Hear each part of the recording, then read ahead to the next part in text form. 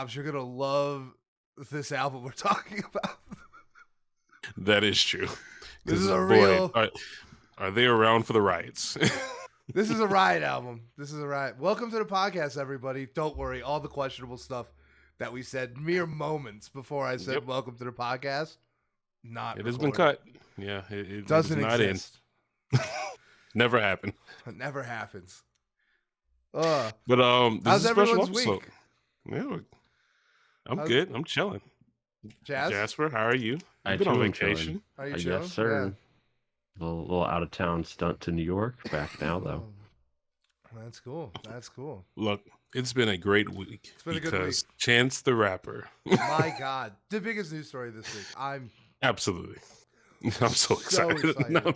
I'm actually so excited. Oh my God. When we get to the news story, but like I had a very emotional time revisiting acid rap yesterday. I'm excited to dive into it. I ended work at 3:30 and I was like, I'm gonna visit my friend Mary and then listen to this album on my couch.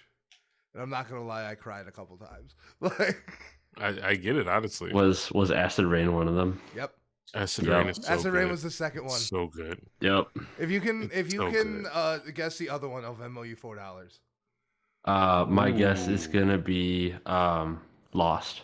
God damn it. Okay, send your Venmo. Like let's go. Send your Venmo. I know that album. It was $4. Like all right. Like, well, I'm not that was the easiest money I've made. Yeah.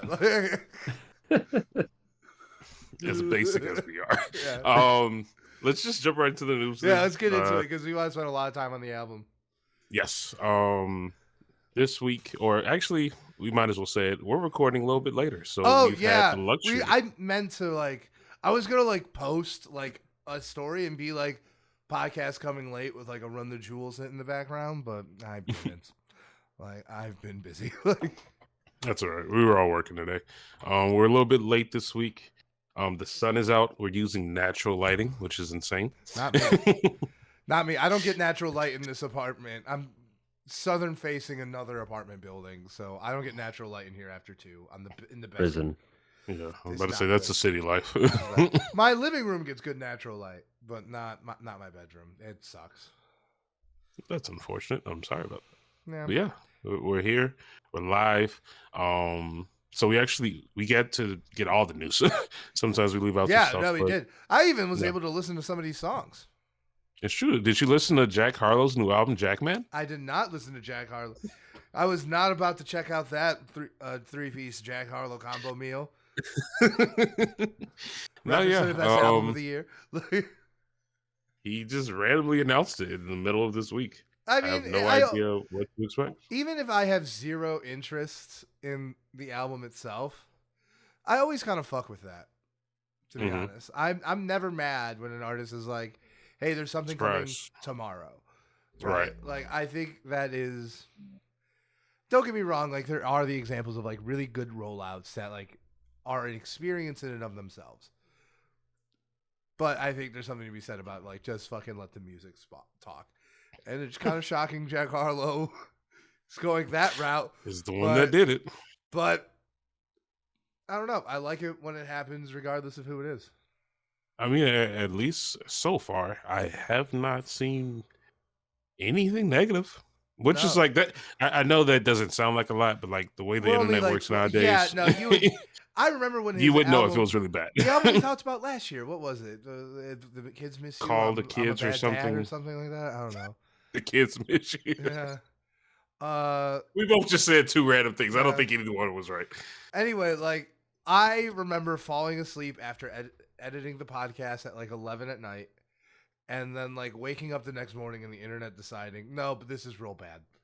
Yeah, no. So it was collectively. Then again, I'm not on Twitter anymore, so that could be a factor.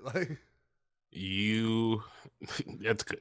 Twitter is something right now. I do not like Elon Twitter. It is. We won't get into that for the sake of the listener. Yeah, it is not.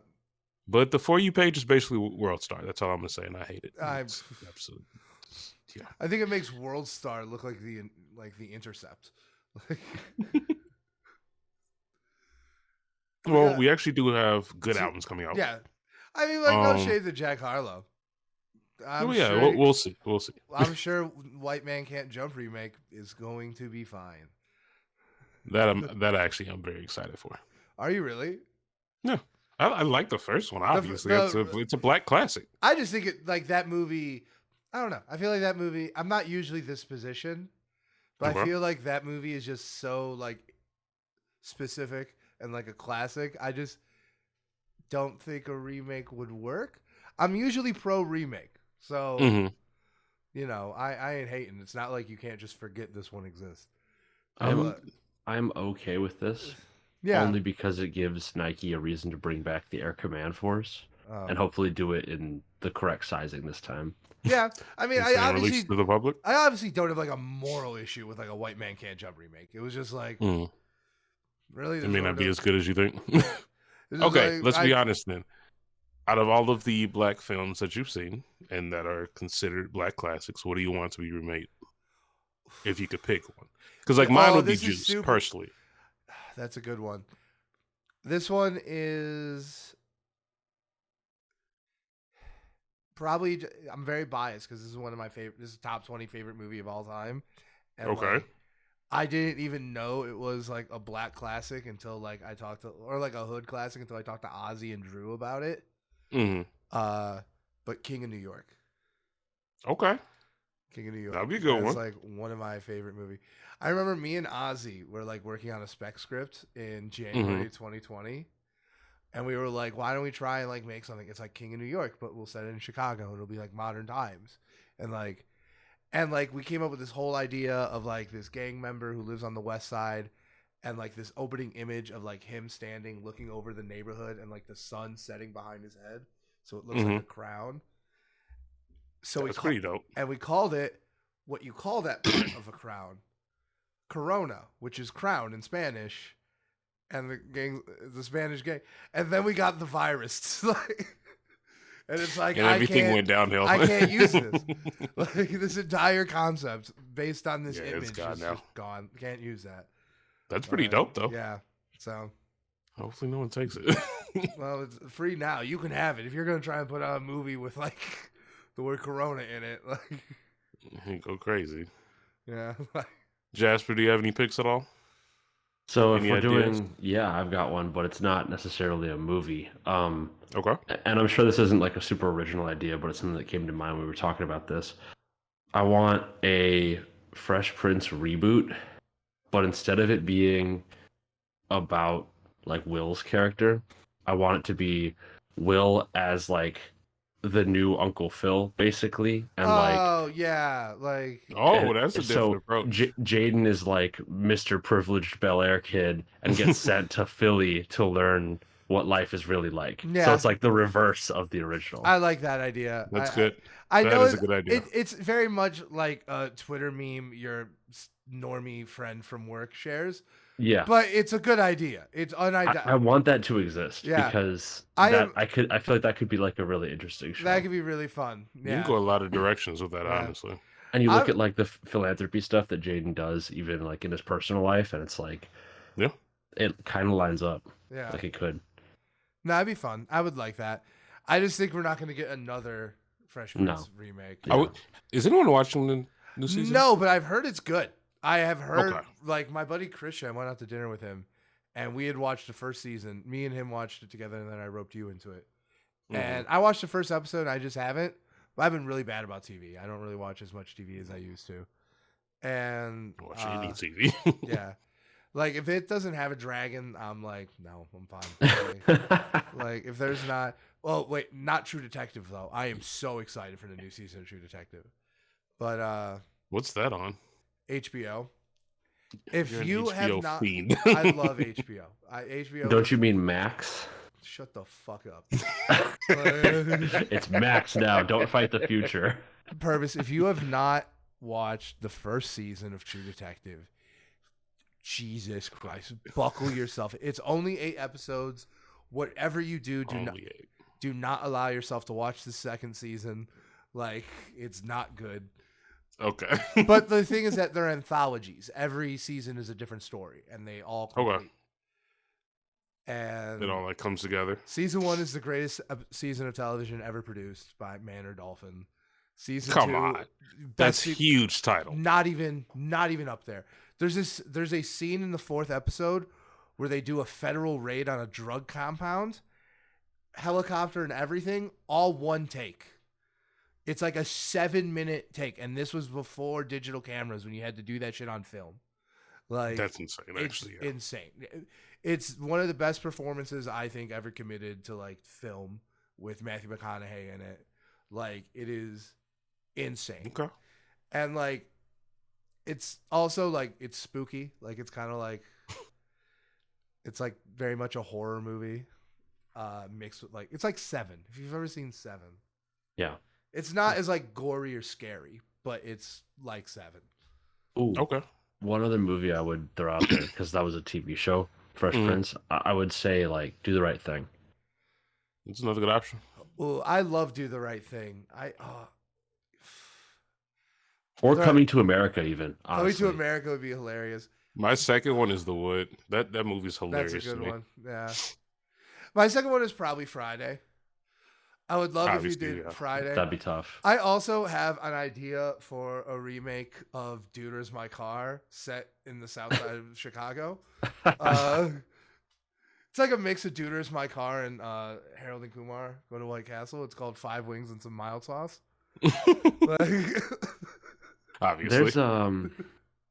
There's a movie kind of like that, The Big Sick, which is like kind of South Side, kind of like comedy. Yeah, that's Camille Nanjiani is the lead. Yeah, mine is just very much like a stoner comedy and not about your wife having cancer, but it started out more of that, but I got you. Yo, that's they really remade House Party. Yes, they did. I hear it's not great. Well, LeBron's in it, so how seriously did they take the acting? I did not know this. Well, if it's not good, then maybe it doesn't matter. No, I have not heard good things about the remake of House Party. All right, well, never mind. I take it back. I saw Kid Cudi, LeBron James, DC Youngfly. Kid Cudi's filmography is a crapshoot. Like, don't get me wrong, there's some really good ones on there. X is solid. Say that again. The party one? Oh, yeah, that one. I haven't seen it. I have a thing with I can't do horror movies. I just have a very He's doing a lot of horror lately. He's gonna be in like an Evil Dead remake or something. Yeah, no, I know about X. I think X sounds dope, but it's just a movie I won't be able to see. He was in Don't Look Up. I thought he was really good in that. He was solid for what the movie was. Yeah, I hear he was very solid in Westworld. I bounced off by the time he showed up. He was okay in Need for Speed. I remember Need for Speed. Oh my god. I mean, he's got some with Disney now. That's coming out soon. Yeah. Oh, and let's not forget Intergalactic. Like, sure. Yeah, which that was Full Hands' his project. Full Hands' his project, and also probably the best thing we just named. Like, yeah. Like, I would 100% watch Intergalactic above Don't Look Up and Westworld. I don't even know if I've seen the other stuff. Don't Look Up is fun. It's only like a 2-hour movie.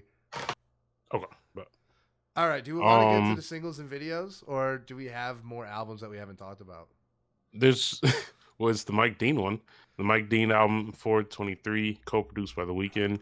I've heard he's featured on multiple songs, so yeah, this is gonna be interesting. This is gonna be the thing I'm gonna be listening to. I have not heard it yet, but is it out? It comes out in 423. Oh no, that's the name of it. No, that's the name of it. I believe it's already out. It should be out at least. I think so. I'm so topsy-turvy because it's Friday. I'm pretty thrown off. I don't know how to search it up because, like, he doesn't have... Mike Dean wouldn't have a Spotify page. Yes, I think he does. He does. I'm on it right now. It's not out yet. All right. But... yeah, and he has 2 other projects. He has 420 and 422. So this is a sequel. Really? Yeah. Okay, then I just found an entire discography I didn't know existed. Yeah, 420 is a cool one. I remember when this came out. Yeah, and 422 is called Psychedelic Symphony. So I don't even know if this stuff is like hip hop or like it sounds like it could just be like instrumental kind of stuff. I'm okay with that. Yeah, no, it's a producer album. Absolutely, you should give him that freedom. Yeah. I'm gonna go back and listen to those ones now. 422 is mostly like it's all instrumental, but 422 is mostly like electronic, semi-electronic, like a lot of synth type stuff. Yeah. Mm-hmm. Okay, but then moving on to the single/videos, we have the first video coming out actually is Vic Mensa featuring G-Eazy and Chance the Rapper. I knew there was something I had to do today. I did not watch this video yet. You didn't watch this? Not yet. I did watch this. I'm gonna watch. How's the song? The song's decent. I love Vic It's Mensa, decent. and I'll be honest, like he has another song with G-Eazy, and like I turn it off when G-Eazy comes on, but like I like that song a lot. Like I have That's to. fair. The second I hear G-Eazy on it, I'm like, nope, and I just like hit the line. Just listen to the first Ears half again. shut. But I used to be indifferent on G-Eazy, and then I found out about a great many things. Yeah, I'm in the same boat. So why are we canceling G-Eazy? Honestly, I wouldn't know. I don't know. I just never like he had that one song that I thought was like cool, but that I mean it, but that was like. I mean, yeah. I know that there have been some things of I think cancelable offense that I'm not familiar with, but for me, like I don't mess with him because of the way he did David Bowie. In terms of what? He did a cover of Lazarus. Yeah. Off of Black Star and basically used a song that David Bowie wrote about having cancer and like confronting his own mortality, knowing he was gonna die. He basically took it and spun it as like a cover for him to acknowledge scandalous behavior of his. So he like basically took a guy's like I'd say close to magnum opus, like end of career work, and used it in like a very trivial way and really really devalued it in a pretty disgusting way. And it's not even a good cover. It's not a good cover at all. It kind of reminds me of like some of the controversy that came out about Blood on the Leaves. Where it's like that song samples a song, like the sample everyone knows from that song is like from a song about lynching. And like the song is about celebrity drama, and it's like, is this really appropriate? And now, like looking back, I think that, I think we have some extra questions about that. But like, even at the time, I said it's a good song. I remember even at the time, people being like, "This is a little questionable." Like, it is I love that song though. Like, I'm not gonna hate on the song. The difference is that Blood on the Leaves is good. That's definitely that's G-Eazy's Lazarus is trash. That's definitely fair. Because like that's just true. I have not heard G-Eazy's Lazarus. I'm gonna put both links to both in the chat. You can't unless you can click it and make me hear it. I'm not gonna listen to it. Listen to the first 30 seconds and see how different it is. Do I have to? Maybe but moving on to some other singles coming up. We have Conway the Machine coming out with Chosen. He's just dropping all the time here. Did you see we have like Griselda, like 3 Griselda tapes coming out in the next like month and a half? Round 2. We're here again. I'm here for it. Bring it on. Conway's going to be here at end of May. Tickets are $30. If there's obvious answer is yes. If they're still available when I get paid next, I'm gonna buy some. I'll get you one if I do. Like, guys, we're going. It's too many at this point. I haven't said no to like anything I've been asked about. Because everything that's been like, anything that's been like questionable has been so cheap that it's like. Exactly. Yeah. It's like Absol, $20 or something like that. Yeah. Okay. Come on. Why would I say no? Yeah. We also have Lupe Fiasco coming out. I listened to this one. Cinder Rock. How was it? I didn't listen to this. It was great. I mean, it's Lupe Fiasco. You know, it sounds like an MIT lecture and also the hardest shit you've ever heard. Like, he might be the only rapper that's turned into it, like an actual instructor. I think KRS won. Okay, so they actually like full on. Okay, yeah, I think like there's a few of them that are like actual like instructors. But yeah, no, he's truly an academic of the genre. About to say it fits his personality. I never understood the name KRS-One. That shit sounds like a radio station. Yeah, I agree. That's what I always, for a long time, like, okay, maybe like 2 years when I was in my teens, but like I thought KRS-One was a radio station. Like, that is completely fair. Yeah, like I was a 19-year-old from the suburbs. Like, what was I supposed to know? Like, it's like you listen to B96? Nah, KRS-One. It's like that's a CD. I don't think you know how the technology works. I only listen to this one thing. The radio goes through the sky. It's like a bird. Well, those are fake, Brandon. Let's be honest. Yeah, you're right. Another person that just popped up this week. No warnings, pure surprise. I am also kicking myself for not listening to this. Yeah, I'm ready for this. Miguel seems to be back, maybe working towards something. Definitely an album cycle. Yes. The single "Give It to Me" has dropped. He is an R&B king. He's an R&B king. I definitely think he is underrated for his impact on the genre. I feel like the impact that is kind of like spread out between The Weeknd, Frank Ocean, and him. I feel like a lot of that credit just gets funneled into Frank Ocean and The Weeknd. And probably after last week, it's probably just going to get hopefully either recontextualized to include Miguel, but realistically, it's probably just going to be The Weeknd, who's known as like the alternative R&B person. Like, yeah, it's true. And I think Miguel gets severely underrated for that. Kaleidoscope Dream is amazing. It's so many other artists I think came out after him. Not stealing his flow or anything like that. That's not what I'm implying. But it's just it's almost oversaturated. You have Brett Fayez. Yeah. You have Party Next Door. Giveon. Yeah. Well, Giveon was years later. Miguel was like in the trenches like 2012, 2013. Yeah. But yeah, no, I'm excited for this. Absolutely. Yeah. Then we have a lot of actually really dope news coming up. Yeah.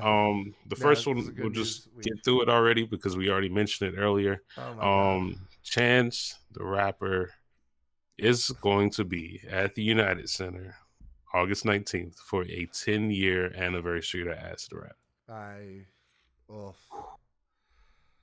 Just saying that was like it's insane. It's insane. I'm so excited for this, honestly. We're going to a lot of shows. This is by far the one I'm most excited about. By far. Absolutely. Yeah. More than Summer Smash? Yeah. Wow. It's tough. Maybe. Maybe. Look, Summer Smash as a whole, especially considering the context around it, is super dope. But like the person I'm most excited to see at Summer Smash is Kid Cudi. I've seen Kid Cudi before. I've seen Kid Cudi before. I've never seen Chance. Well, I haven't seen Chance since 10 Day came out. I haven't seen Chance since Magnificent Coloring. Yeah, I haven't seen him since he was at Columbia College Manifest. Like, this is gonna be an entirely different person. Obviously, like, and like Acid Rap is, in terms of like pure emotional impact, probably like top 5 projects of my life, top 10. It's probably top 2, honestly, for me. Yeah, it's between this and Blonde. This pretty much has dominated like the most listened to albums. Yeah, just because like the impact that I had to when it came out, and now that we have Frank Ocean doing Frank Ocean things, this is now going to be the number one awaited. Because like this is one Travis is two. Because Chance is on the rebound. Exactly. You know? Like, we're starting to forget the "I Love My Wife" era. Like. How upset will you be if he does it like a Big Day song? It depends. If he does every single Acid Rap song and then a Big Day song, I probably won't be too mad. It's just like, okay. I gotta be real. The whole crowd's just gonna be standing there. Like, what was it? What is this? What song is this? If it's Hot Shower, I might even, Hot Shower, I'll sing along, but that's... Yeah, Hot Shower's fun. I like Hot Shower. But yeah, no, it's... this is gonna be huge. This is gonna be just one of the biggest nights of my life, probably. But like you said earlier, honestly, I'm not gonna lie, I teared up at the Kid Cudi when he was singing the prayer. Yeah. I might tear up at this concert. There's zero chance I don't cry at this. Purvis, I'm still disappointed in you for that. The lyrics literally say, "Please don't cry." I couldn't hold it in. He just doesn't respect Scott Worth Cudsington. I'm so sorry. What can I say? I What started if that singing with was him, and I his was like, name? oh, I'm We should crying. just tell people. We should gaslight an entire generation and say, no, that's his real name. Scott We've Worth. already said Scott 21 Worth Savage Smith. is British. We're not going to say Kid Hello, Cudi Clubber, now. no. 21 Crumpets. Let's go. Tally ho, lads. Right? We will not be doing this again. We've been through this already. I gotta say, if he ever like came out and did like a full set, like as like the Oh, we're King's posting Guard, this everywhere. the King's Guard, I would respect that. I think that'd be fun. Where's the Stormzy collab? Yeah. We need it. Yeah, I think my favorite thing Stormzy, was when Dave, that whole any of them. thing, when that whole thing came out. Like someone shared like a picture of him from like years earlier, like wearing a soccer jersey, and it was like there were hints all along. Like, I mean, low key in the Yeah. last album he was in, he talked about Arsenal. So like, yeah, he's just kind of feeding into it at this point. He's gonna be in the Adidas, like the Samba, the Arsenal Sambas next or some shit. he's gonna Yep. be in Yeah. Ted Lasso. I don't know. Like, but yeah, we're all excited for the Acid Rap show. That's gonna be. You broke Purvis. I did Why would you break do this? To be fair, it happens like every other week. I can't be held responsible at this point. You know, I like your car was- appreciate the effort of like being included in the soccer conversation. I do not look. Here's the I thing, man. expected I'm just one not. day. I'm just not. I'm not the biggest sports person as a whole. I got no ill I know, will I on know. soccer. Hey, Soccer- I respect it. I'm not mad at you. It was just really funny because I did not Soccer's expect that cool. reference. I love Ted Lasso. That show's incredible. I've been told I do want to watch it eventually. Yeah, it's almost done. You can almost binge the whole thing. Because that's what I do. I don't mind it like when it's something like Ted Lasso. It's just like Mm. I'll bring out the chart later. Moving on, Jasper, did you know about this? I feel like you're the Tyler person. I did not. Yeah, No, it's like I a did not surprise know about pop-up. this until post it happens. Yeah, I've seen a couple of videos trending. It seemed like he did about 20 songs. Where was it even? I believe in California, LA. I Ah, want to say. No wonder I didn't hear about it. Yeah. And it's just like I feel like a lot of things been circling. I don't know if it was all tied to the concert, but it's been something I've seen multiple times on several different platforms about him saying he's not gonna allow any posthumous albums. Oh, I did see this. I did Yeah. see this. Yeah. I saw Okay. like that particular segment. I didn't realize that was from a pop-up concert. I don't know if they're tied together, but like all of these are happening right now, so like I just kind of think it is. Yeah. Yeah, that's been trending. Which, hey, I'm not mad at him. I No, get it. I can't. People have been like really brutal about like the posthumous stuff. Don't get me wrong. Like I think there are times where it's appropriate, but In most cases, in most cases it's not, and it's a huge vector for abuse. Mm-hmm. And then you're fucking with the artist's legacy, which is like the whole They thing. can't even say anything towards it. It's not right. Yeah, no, it's real fucking. up. But yeah, he said that he was talking about the video that you sent me as well, Brandon. I've seen that a couple times lately where he's saying or telling creative people like don't listen to other like non-creative people who just are focused on numbers and sales and things like that. Like surround yourself Yeah. and be committed to like creating the actual product Yeah, instead of like anything else, which is always kind of dope. I think it was a little bit more nuanced than that, but yeah. Yeah.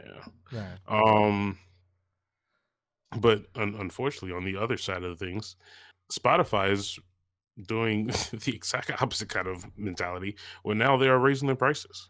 Now, Um, it's almost inevitable that it's coming at this point, right? But they haven't like officially announced like at this date it's going to be at this price. Correct? The article that you sent me, I didn't see any like hard numbers. Yeah, there. I didn't see any dates. I didn't see any hard numbers. I think it's just something the CEO is talking about, which of course they are. All they want is money. This is true. And like You said it was like inevitable. I'm just curious. Like, did you see something trending? every like, do you single think streaming service, All streaming is all going up. streaming services raise their prices eventually. Spotify has held out this $10 price point for a really, really long time. But that still doesn't mean I think it's appropriate because I don't think they're giving us any more. Mm-hmm. And the other thing is that arguably the app is getting worse. hey, that AI DJ puts in fucking overtime putting I those like the things AI together for DJ. you. Listen, I got the notification from Spotify today. I was in the top 20% of DJ listeners. Okay? Nice. Really? Yes, me and X are homies. But I do think like the design has gotten pretty ass. Like I do not like the TikTok-y ass I did see the update on a desktop version. I and, like the desktop. concept. I like the new Yeah. desktop. I love the I was new about to desktop. say the concept of having your library on the side was nice. No, It does I not love the new translate desktop over to app. the phone very well. 100%. No, it does not. Well, because like on the phone, it's all like single slide, like TikTok, you know, and it's video content. It's like this isn't a video app. Like it's nice. You can just turn that off. That's turned off for me. I was about to say I don't have that part. Well, I've yeah. turned it off for podcasts. I guess I got to turn it off again for. I've turned off like the live backgrounds and everything because I don't like Yeah, it. mine's just like static, and then Yeah. when I scroll down, it's like I see the lyrics. That's all I have. Oh. It's like the album and then the lyrics at the bottom. Oh no, it's like on your home screen. Like Oh. I don't. Not everyone's gotten it pushed out. I only have it on my music thing. Oh, I have it when you actually click into like music. But like Yeah. the thing is, when the clicking into your music, that's the stage right now. They're pushing it out where that's the main page on mobile. Oh yeah, I don't like this. Yeah, no, that's eventually going to become I just the main updated page, it. and I do not like it. Like, I'm curious, what's the so drive behind it? Because like there's no additional feature like improvement to quality or use or anything. It's like corporate thinking. It's Can we talk about something real quick? What are we Okay. talking about? Just a total sidebar because I'm scrolling through this and it's like different things that are Got to coming be a up for me. sidebar about remakes. I'm sorry. That's our. It's sidebar about this. Sidebar about Lil What's up? Uzi Vert. Yeah. As a huge Lil Uzi Vert fan, I don't really and haven't ever really messed with Just Wanna Rock, and I feel like it's really overhyped for like what it is. I feel like I hear it everywhere. He has so many better songs that people could go hard to. I just don't understand the fixation with it. But that's just me. Perfect TikTok song. It's just the That's perfect really TikTok song. Fair. I mean, I guess, yeah. It's the just the attention span, context. like, Yeah. yeah, okay. And it's also quickly becoming his most popular song. Like I know. whether you It's like just it or like not. it's so It's devoid of surprising. actual Yeah. anything. That's weird. I don't think get it's it. devoid. I think it's a fun song. Then again, like I'm not in circles where I Just Want to Rock often. I Yeah. hear it only when I want to. Like True. Yeah. It's just it's so short. It's just like it is. like and then That's- it's done, and that's people the- go hard to like that. Speaking of Spotify, that's what happens. Like when Yeah. music streaming has made music shorter. Like you Yeah. don't get bridges anymore. You got to get to the chorus. You don't get, You will not find a 3-verse song often. Yeah, not often, Hmm. Even like really serious artists, not often. True. All right. But yeah, no, this sucks. Spotify, if you're watching this because we're on your platform, don't do it, dude. Come on. Like, don't. It's my best argument. No, like you said. That's my best argument. No, please. Stop, dude. Like, be chill about It's it. it's the Willy Wonka. No, don't stop. Come back. I think what I'm going to be doing eventually is I'm going to sign up for the duet, like just have me and Rachel share like the thing because you get 2 different accounts. Oh yeah. I'm on a family plan. I have family who uses Spotify for work, so I get Yeah. it through that, and it's nice. Yeah, so I think I'm just gonna do that because it's like $12. It's 2 accounts. It's like, well, and you can like lock it in for a year. Mm. Ugh. Then moving on. Here's some good news. Very good news. And well-deserved news. Kendrick Lamar has now his latest tour for his album is now the highest grossing tour ever by any. Obviously, I think it's very deserved and very obvious why it happened. Do you think it'll ever be like? I don't know. What I was thinking about when I put this in the news, the videos that you sent me on TikTok about like him being compared to Taylor Swift. That's going on a lot right now, and it's like I just want. How are you gonna compare To Pimp a Butterfly to 1989? Kendrick is on both albums. It's not even. He's just on that. Bad Blood. Like he's on both albums. How are you doing this? I know. Like, So I don't know how you do it. Clear winner. Like, there's something I want to point out with this. Okay. I shared this link to the group chat because I think it's interesting. The person who he just passed up prior to that was Tyler, the Creator, for Call Me If You Get Lost. One thing that these are definitely not taking into account is any type of adjustment for inflation. that definitely makes sense. That And I'm looking at it now, and right now, Big Steppers tour as of 2022 grossed 110.88 million, right? Which is a lot of money. You look at total gross across the 2020s, the number one grossing tour is actually Harry Styles at 417 million. So it may be that this is for the genre specifically, but even that's the right rappers. That's but the, even then, that's there's like, there are a lot of different ones. Like the Rolling Stones, you look at like the 90s, they made over $500 million adjusted for, or $500 million adjusted for inflation. Yeah. Over like the same period. No, yeah, you really make your money from concerts and. Yeah, dude, the Stones hold the top for the 90s and the 2000s. They made 560 million adjusted for 2023 gross in the 90s, and then 729 million in the 2000s. Yeah, I'm looking at that right now. Jesus, craziness. Elton John in the 2010s, $853 million. Oh, Bruno Mars is at number 17. It's actually kind of nice to know. I feel like he really deserves it. He was our generations of like Michael Jackson. I'm not comparing the two, but like he's our generations basically. Yeah. You know what, man? Shout out Roger Waters for doing his thing. Pink Floyd is listed here too, but also just Roger Waters solo is like Roger Waters tours like a motherfucker. I know, it's crazy. I'm amazed I haven't seen him yet, to be honest. I didn't grow up on Pink Floyd, and it just kind of missed me. I feel you. Yeah. Surprisingly same. Yeah.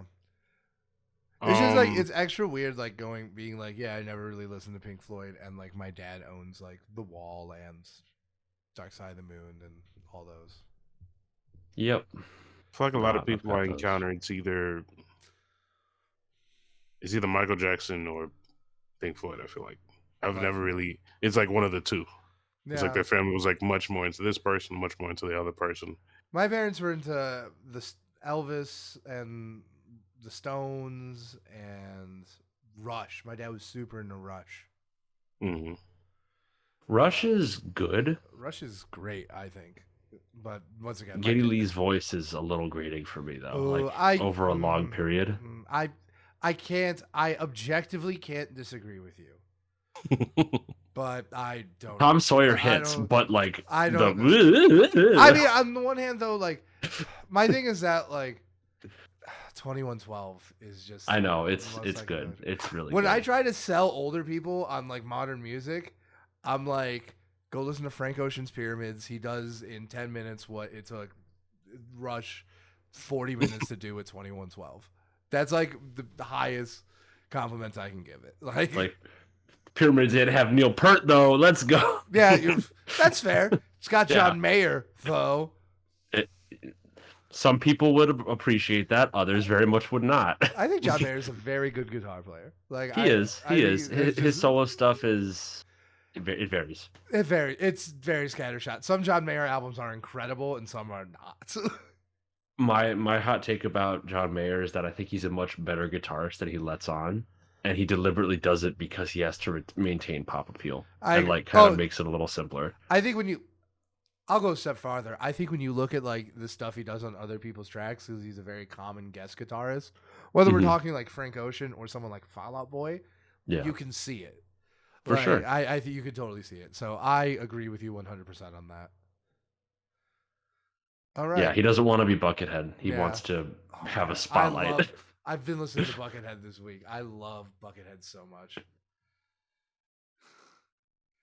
You know Purvis. Do you know he's like Purvis needs to listen to Buckethead. Do you know he like played basketball like professionally under like I think like no one knows who he is.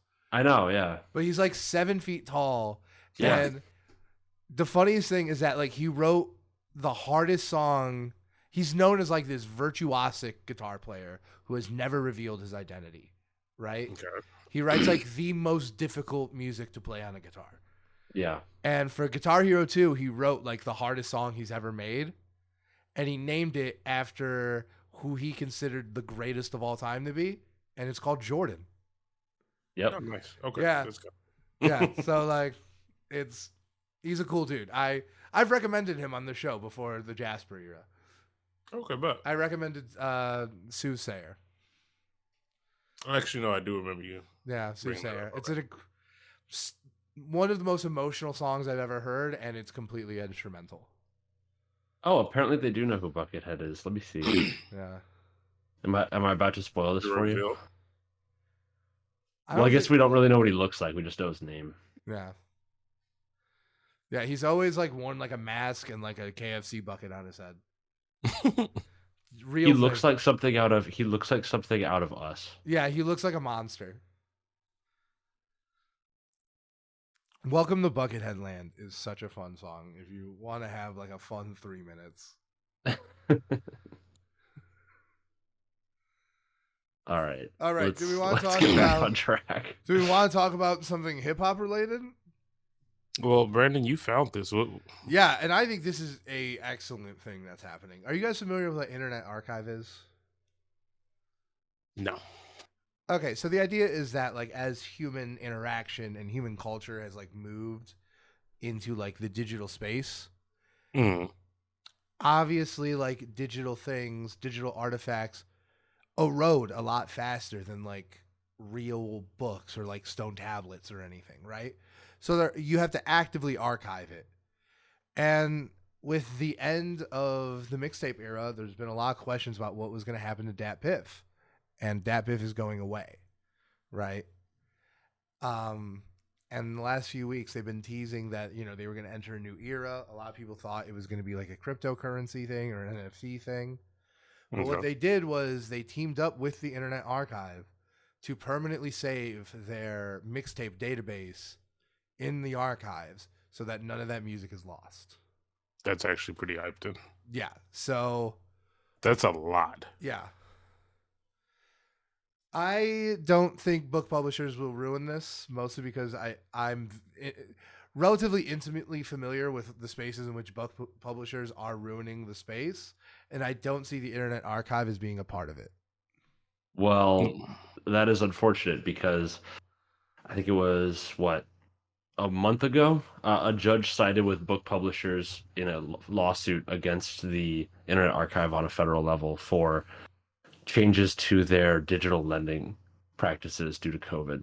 So we're looking at increased regulation in this space and potentially a limiting of the Internet Archive's ability to host content. So we'll see how this goes. Sure, but it's objectively better than it just disappearing when the DATPIF servers turn off. Definitely. There's no area in which it's a worse outcome than that. I was going to say, it sounds like there's going to be a lot of pushback. Yeah, well, there's pushback by everything, by every corporation that sells IP. Like, they're always going to push back against anything that exists in the public space, right? Just look at Disney's assault on copyright laws. Yeah. Yeah, so what happened here? What happened here is Hatchet Book Group, HarperCollins, John Wiley & Sons, and Penguin Random House all sued for mass copyright infringement for loaning out digital copies of books without compensation or permission from publishers at the start of COVID. Now, libraries typically do what's called limited digital lending, where they license ebooks from publishers at a huge markup, and then they control the release by only lending out a certain number of digital copies at a time. I'm a very active user of Chicago Public Library, and it sucks. Yeah. Now, the Internet Archive, basically during COVID, increased the amount of digital lending that they were doing at basically an unlimited scale, where the PDF or whatever it was would expire, but it would not. Yeah. It would still release as many as possible. But basically now, the judge's determination is that the archive's fair use defense rests on the notion that lawfully acquiring a copyrighted print book entitles the recipient to make unauthorized copies and distribute it as long as they do not simultaneously lend the print book, but no case or legal principle supports the notion. Every authority points the other direction. So That's kind of the concern there. We'll see what the Internet Archive could do going forward, because they support a whole lot of really important initiatives, including preservation of video game technology and files that have been lost due to time or decay. And then they also support the Wayback Machine, which supports older archive versions of web pages. Yeah. And like, look, my immediate reaction to that is, of course, like, oh, you're telling me the most conservative court system in, the last 150 years sided with the massive corporation? Of course they did. Big whoop, right? Yeah. Yeah. But the thing is, like, any rights issue, the laws on this are always going to be fluid. So I think it's important to realize, like, yeah, like, I think that's an important thing to bring up. But, like, as the courts change, and right now it seems like the only thing Joe Biden is interested in doing is assigning federal judges, right? So as the courts change, I think rulings on this are also going to change, because they always do. But no, you're right. Like, and it's obviously fucked up. Like, I 100% think, like, a lot of these classics should be freely available. I don't know why there's any hurdles to having an educated populace. I don't know why the library isn't, like, as easy to access as YouTube. Yeah. Like, you should be able to download, a history book as easily as you can go to YouTube and watch a 21 Savage video. I'm certainly not telling anyone that piracy is good, and I'm also certainly not telling anyone that libgen.ru is the place to. Maybe not .ru anymore, but libgen is saved on the browser. Is the place to get any kind of books required. Yeah. Also, if anyone's listening to this who needs books for school or research papers, instead of going through some expensive aggregator and paying for it, email the author directly inquiring about it, and they will likely send you the source document for free. That is so good. Always. And also, like, just contact the author, because you can usually buy even fiction books cheaper, and you support them directly. 100%. Yeah, because, like, one of my rubs is that, like, I want to be in publishing at one point, like, maybe in the next 5 years. So it's like, I don't want to, like, not give them any money, because it feels like, contradictory to, like, what I want to accomplish. But I also don't want to give shit to Amazon. I want Bandcamp for books. That's exactly what I want. Yeah. It's like a pay what you want, or they put up the price that they want, and then they get a direct cut. It's not. When I rob these advertising motherfuckers of all I can, me and Rachel are going to open a bookstore and just retire off of that. Like, hell yeah, dude. You could be an angel investor if you want. Like, let's go. And Purvis, you could just hang out there and, like, put a do-rag on your cat if you want. Like, most likely is what I'll do. I'll have the cat have a second home there. Yeah. The waviest cat. In existence. Do you know that pic you sent me? That's always, like, when you smoking with your cat. Yeah. Rachel said that to me. Is like, if Purvis lets we watch Zay. It's like Zay just posted up, and I'm like, that's very similar to what he does at home. Like. It's true. And then she's like, I'm gonna knit him a do-rag. Literally just like, posting up. Like, but yeah, he's gonna wear it. Yeah. So anyway, I thought this was, like, a super big deal. I came up in the blog era, so knowing that this stuff is going to at least have some level of protection, it makes me feel a lot better about this. I mean, we just talked about acid rap. At time of recording, I don't think you can listen to the original acid rap. That might on streaming. I think that's going to change in the next few days. You're going to get juice finally. Which is one of my favorite songs on the project. And it's like, I can't believe he couldn't get that cleared. It sucks. I like it's what like he a did. highlight on the album, even though the whole album's good. Oh my God. There's not a bad song on that album. No, it's not. It really is. Speaking of albums with no bad songs. Shall we get to the topic at hand? Well, we hit 1,000 listeners. It's our first major milestone. So we want to thank everyone. And it was something me and Purvis talked about, like, when we first started doing this. And we first got into the concept of, like, oh, we're going to be covering albums, like giving albums like their shine. We put aside, like, a group of albums that we consider to be, like, these top tier special occasion albums. Right? It was like a group of, like, 10 of them. I say our personal favorite albums. Yeah. Albums I think intersect with, like, culture, critical response, and, like, our personal favorites. Stuff like Blonde, To Pimp a Butterfly, Anti. And we've always had Run the Jewels 2 on that one.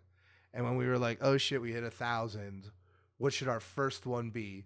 Like, which one feels appropriate for like the smallest milestone, but also Right. like the first big one? We thought Run the Jewels 2 was the perfect one, you know? Yeah. So that's why we're covering this week. It's a album with a lot to talk about, so we thought it was a really appropriate celebration. I was gonna say this is like your personal classic. I feel like I'm wearing it on my chest right now. Like this is your rager. This is at any given point in my top 3 favorite rap albums of all time, and that includes To Pimp a Butterfly, which I think is the best album I've ever heard. I mean, and like even pre Kanye, even pre Meltdown, I remember telling Purvis, I'm like, Purvis, I think I put Run the Jewels 2 above My Beautiful Dark Twisted Fantasy, even because like I think did not accept it at first. Yeah, like I think this is like I just think it is such a piece of art that is also like fits into like the genre expectations of hip hop, right? And almost like a lot more narrow genre expectations than like we usually get nowadays. It's very, I like to joke that like Run the Jewels is kind of in the same group as like Freddie Gibbs and Griselda. And it's like, this is what hip hop would sound like if Kanye West didn't happen. Like, yeah, that's an interesting perspective to look at. Yeah. I will say, swinging back to it this time, because I've listened to all of their albums. Yeah, so I want your guys' perspective, because I know you have listened to them before, but you're not the biggest fan. And I think this is Jazz's first outing. So I recognized, after listening to it, I recognized a number of songs that I had heard before, but it wasn't one where I could put it to a name. It was just like, oh yeah, I know this beat, or like I know this instrumentation. Like that makes a lot of sense, because like even it took me like 6 months of listening to this album to like know the names of it, because like it flows together so almost to a detriment, in my opinion. Like it all kind of feels like one thing. No, I agree with that. Yeah. Like you said previously, I've listened to all of Run the Jewels. I understand, and I will say, like, circling back to it this time around, I understand the value that they bring to the table and why they are someone that should be set aside on a higher standard. Yeah. Just because of like what they can accomplish, which is not so different from anything you've heard, but like in terms of a bar or a beat actually hitting and impacting the way it's supposed to, like there's no calm moments on this album. Yeah, it's maximum like, impact. It's a lot going on all at once, and like you don't really get that a lot, especially not in like a collaboration effort. Yeah. Even though they're literally a group. So even with that being said, I give it a lot more respect. Circling back to it this time, I understand like the value that it brings to the table, and like I also, thinking about you like the entire time I'll be listening to it, I know why this is in your top 3. Yeah, it makes sense. Yeah, no, obviously. Like, and there's always gonna be like that aspect to it. Like what speaks to like your values and who you are as a human being is always going to be just a massive factor. And yeah, this kind of plays to the crowd in that regard for me. I joke with like my personality is just like switching between Run the Jewels 2 and House of Balloons, like, which is very true. Yeah, like, Jasper, what did you think about the album? I liked it. In preparation, I listened to Run the Jewels 1, I think once. I think that's a perfect prep, because yeah. And then I listened to this one twice through, once on the flight out of Chicago and once on the way back today. And I enjoyed it. I think that it is very, it's very in your face in a lot of ways. And it's almost, I would say it's almost always to the benefit of the sound and like the energy that they're trying to cultivate. There were a couple times where I was like, I found myself kind of, it was like I was listening, but then I was trying to catch up and like interpret what had been said on the previous line, and it was going very quickly for me. So there was a bit of that, like a bit of that kind of like scrambling to keep up kind of feeling, which I didn't mind. Musically, it all made sense, so I was enjoying it. Yeah. Yeah, I think it's really interesting. There are certain tracks that were definitely a little more memorable for me, just in terms of like the way they were laid out. versus others that did seem a little bit jumbled as far as like how much was being kind of crammed or connected to the track. I think that's fair, especially after 2 listens. You know, I think like they're once again like LP just kind of like has this nature to like make everything kind of bleed together. And I think that manifest in like having some of the songs blur together, right? Totally. Like, Yeah. even songs just like the production, like LP's production is like being as stylized as it is with like how grimy it is. Yeah. Because that is present on pretty much every track. There's not a lot of differentiation in terms of like the actual production style. Yeah, and like even songs that like if you listen to that I think work really well like in a playlist setting. They like bleed together. Like you would be very well forgiven for like thinking they're the same song, specifically Lie, Cheat, Steal, and Early. Yeah. It's like you would be completely forgiven for thinking that's just a song with a beat switch. Those were 2 that stood out to me actually as some of the more memorable ones. I totally completely agree. Purvis, why don't you tell us like before we go into every track, why don't you tell us like what was some of your favorite tracks going in? I think I listened to this 3 times. I was never able to like sit down and pull up the lyrics like I wanted to, but like the more you listen to it, the more like actual lines you pick up, which is so essential in hip hop. Yeah. By like the 3rd listen, I felt like I understood so much more going on. Yeah. Blockbuster Nights is like way harder the more you listen to it. Dude, I love that song. I love every song on this album, so I'm gonna be saying this a lot. But Blockbuster Night, so a chief. Like the anti-Nights, I would say. Like if you're like driving to go somewhere and get into trouble, put on Blockbuster Nights. Like this is what you need. So obviously that stood out stood out a lot for me. Close Your Eyes I've heard 1,000 times. Yeah. I personally for me, I honestly did not like Love Again as much as like the other songs. I can see it. Love Again is one of the ones that was memorable only because of how ridiculous the lyrics are. Yeah, I think it pulls it off, but yeah, I can. It's the one that sticks out like a sore thumb on this. All day, Purvis. Yeah, all day. I think. Look, here's the thing, though, right? I think a few times we've brought it up on this podcast. I can't believe I never brought this song up when we talked about this, but especially like when we talked about what was it, fucking that Drake album that you like that no one else does. Certified Lover Boy. Which one? That no one else loves. Like you listened to the album. What are you talking about? I did. Okay. Like I listened to I listened to Nav multiple times. Okay. But that like is not on the same scale. But, okay, sure. But like we remember that Sexy song, and everyone was like, "Oh, this is like WAP for dudes."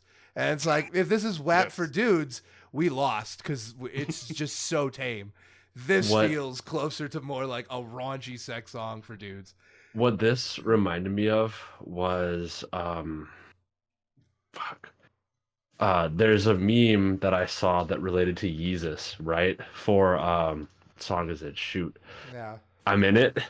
Yeah, I mean right. Yeah, I think I'm in it works a little bit better than this song. As much as I put this album above Yeezus. Right. But the meme is, it's like when you're getting down to Yeezus, it's like some like anime character like loving life and like dancing around, and then I'm in it comes on and it's Shinji from Evangelion like hunched over in the chair like this classic like sad meme. God, and it's just in quotes it's like this MF horny. Yeah, it's just that this is the horny interlude. Yeah, no, that's true. That's true. You know, it's funny because like in all the stuff I've heard them because. I really like their approach to the albums and like how they release them, in that it's like absolute secrecy until it releases, and then it's like total transparency. So they've talked a lot about the process. Apparently, that song almost didn't make it on the album. They were listening to it and they were like, if we can't get the Gangster Boo verse at the end, we're not gonna put it on. Like. Yeah. And I think she brings it home for sure. I think it's like one of my favorite female rapper verses from that decade for sure. Yeah, those so are that the ones that kind of stood out for me. I will say, and this is not necessarily a flaw, but there's so much action throughout the album by the time I get to Angel Duster, You're which is like the exhausted. longest song, I'm gone. Like, Yeah. Well, to be Yeah. fair, just like Angel. mentally, I'm just like, whew. So here's my thing. I think like the thing I love about this album so much is like I think it has like the best opening and closing tracks of all time. Like not individually, like as a pair. I think Jeopardy is an amazing opening track. I could not get more hyped every time I hear Killer Mike yelling in the studio. It's like absolutely yes. And like those opening lyrics, I think just hit so hard. And I think Angel Duster is like one of the best. That's probably my favorite song on this album is Angel Duster. Okay. But yes, like I do like. I think it's impossible to look at this album and be like, oh, it's not one speed for every song except Crown, like, and Jeopardy. Jeopardy's a bit slower, but that's the first song. So it's. I'm not gonna lie. I'm like looking through the promotional material for this right now. I'm waiting for the day that like James Corden does a bit where he plays LP and gets Questlove to play Killer Mike, and they do like a studio recording session meme or like bit for something. I can totally see that shit right now. No, definitely. Oh my god. So like what?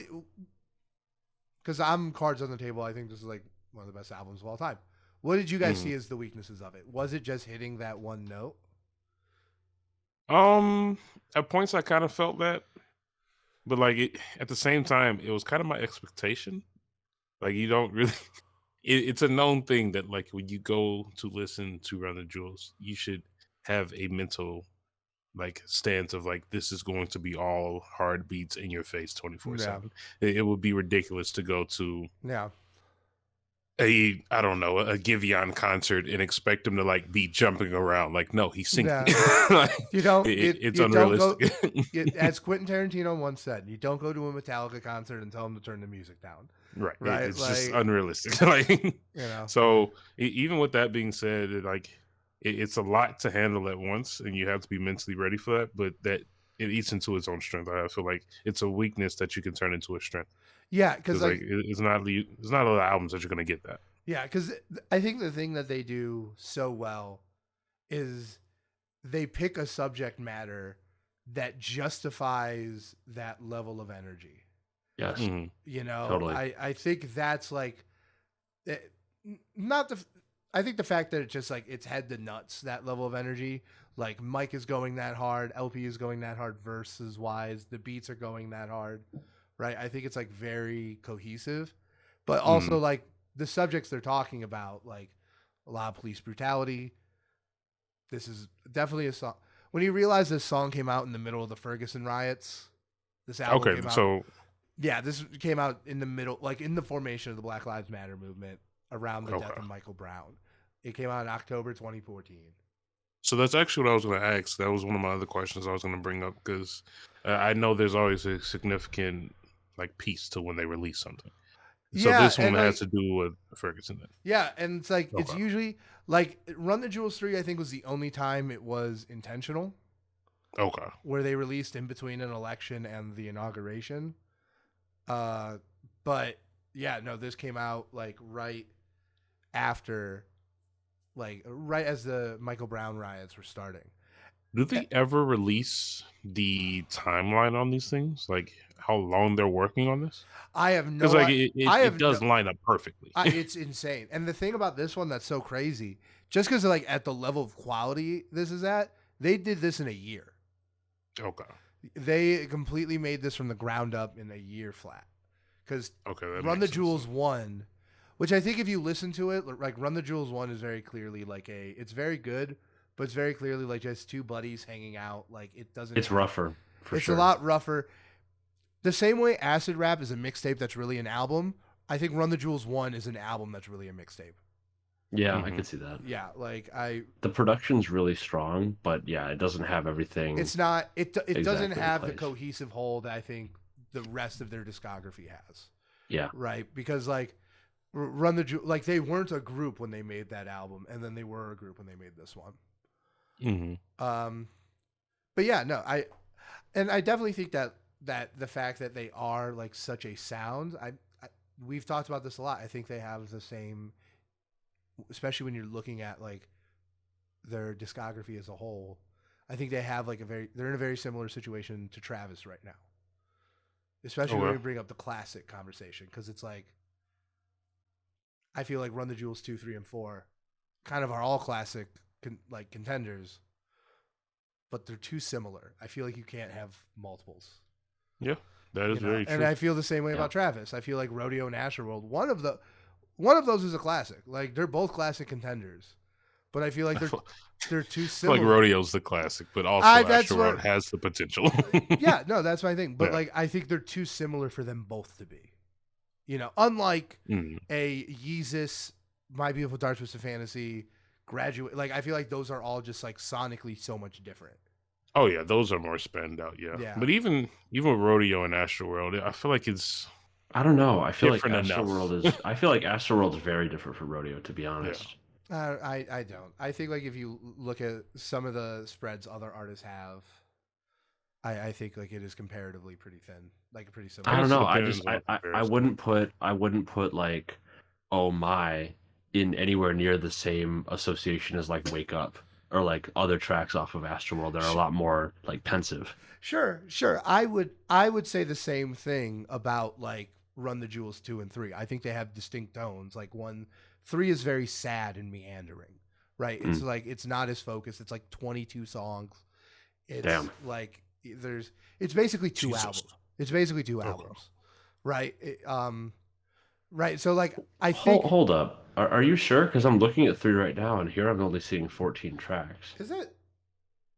Yeah, 14 tracks, 51 minutes, 34 seconds. Was that like a deluxe edition or something? No, I think I could have just been overselling it. I know it's just like their longest album. Now, what is Meow the Jewels? Oh, I was gonna ask about this. Meow the Jewels was so when it's like all the beats are cats, right? So when they released Run the Jewels 2, they released like a fake. They did like a crowd raising thing for Michael Brown's family, and like it was like if you did like $100, you got like a Run the Jewels hoodie. If you did like $200, you got the hoodie and a vinyl. And then they put like a fake like $5 million goal, and it was like, we'll remix Run the Jewels 2 as Meow the Jewels. But then they hit it, and LP was like, I have no choice but to fulfill this. It was like a fake like fundraising goal that was hit. I listened to the first track. I'm literally listening to it right now. It's funny, but it's fun. It reminds me a lot of an artist I will be bringing up later. But like, just put that Chekhov's gun on the wall. But it's a bit. It's very much like a moment, and like I think it's like a funny thing that they did. I'm super happy that they actually produced it. They could have did like a mixtape. Yeah, but they did the whole thing. Do you know those producer roulette videos where they have like producers like make beats? It's some channel on YouTube. There's I think it's like High Appeal or something. There's a video you can go where it's LP going to like this pound and like auditioning cats to be on Meow the Jewels. Oh my god. It's very funny. And like I remember once like I think like, another. Just think about what you're saying. I know. Now. Oh no, it's so funny the direction it goes to. Because I think another thing I like about these two so much is that they are so accessible to their fans. They're very much like themselves on social media. And like someone was like, "Oh, is there ever going to be like Bark the Jewels or something like that for dogs?" And he's like, "Listen, when I see cats like take down innocent protesters, I'll stop." Like, so I was just looking. I think what you were thinking of is Run the Jewels 4 Deluxe, because that one's 26 tracks and an hour and a half. Quattro, yeah. No, not even Quattro. Yeah. So there's Run the Jewels 3, then they changed the naming scheme, so it's RTJ 4, right? Yeah. And that's 11 songs. Then there's RTJ 4 Deluxe, which is 26 songs, and then there's RTJ Quattro, which is 11 songs again. Yeah. So I just remember RTJ 3, like the experience of it, just it being like. I know it's their longest album because I think this one's only 12 tracks. I think it was 13 back when it had the bonus track. Mm-hmm. But yeah, no, it just My point being, I feel like, yeah, if you're a hyper fan like me, I'm like in a top 1% of Run the Jewels fans. I can totally pick up on the subtle differences between Run the Jewels 2, 3, and 4. And I think like if you're a Travis Scott fan, you could pick up on the subtle differences between Astroworld and Rodeo. But I think if you're most people and you're kind of just giving it a bird's eye and you're looking at the project as a whole, I'm of the opinion, and I'm saying it about my favorite group right now, as well as Travis Scott. I just think they're too similar for them to have multiple classics. That's valid. That's not to say that they can't have. That's not to say Astroworld is like not great. It's just to say like when you're talking about like this cultural position, I feel like if you're going to have multiple in that conversation, they're going to be very different. So you put 2 over 3 and 4 then? Yes, I would. I think they're all great. Like it's an obscene. Like this is an insane 4-album run. I think. But I go 2, 4, 3, 1. Gotcha. That makes sense. Yeah. And they do like that. That was another thing I was going to bring up. They do a lot of extra stuff, which is like impressive and nice, especially if you're a fan. Like the concept of Meow the Jewels, as silly as it is, that's still cool. Yeah, it's still cool. It's like more than Frank Ocean does. Like it's definitely more than Frank Ocean does. LP will audition cats for a fake album. Like Frank Ocean can't sing Nights. Right. RTJ4 literally made an entire second version. Yeah, for like, they basically did. That's insane. Yeah, and I think like that's just like another thing. They also give away all their music for free. Like I have all their music on my hard drive because if you go to runthejewels.com, you can just download it. And like, smart. Yeah, and they did that like in 2013. So like streaming was around, but it wasn't so ubiquitous then. And I always think that's something really cool. I always think like giving high quality access. And it's clearly not a artist that like does it for the money. Like it's very obvious they do it for the community. Yeah, no, they're very much in it for like the love of the game, right? Even though like they brag about money on the albums. I mean, that's just rap. That's just rap. That's just what. Hey, the tour edition of RTJ4 vinyl is available with colored discs. I was looking at it. Oh, also I might eventually. I want to get a Run the Jewels for the wall. I do.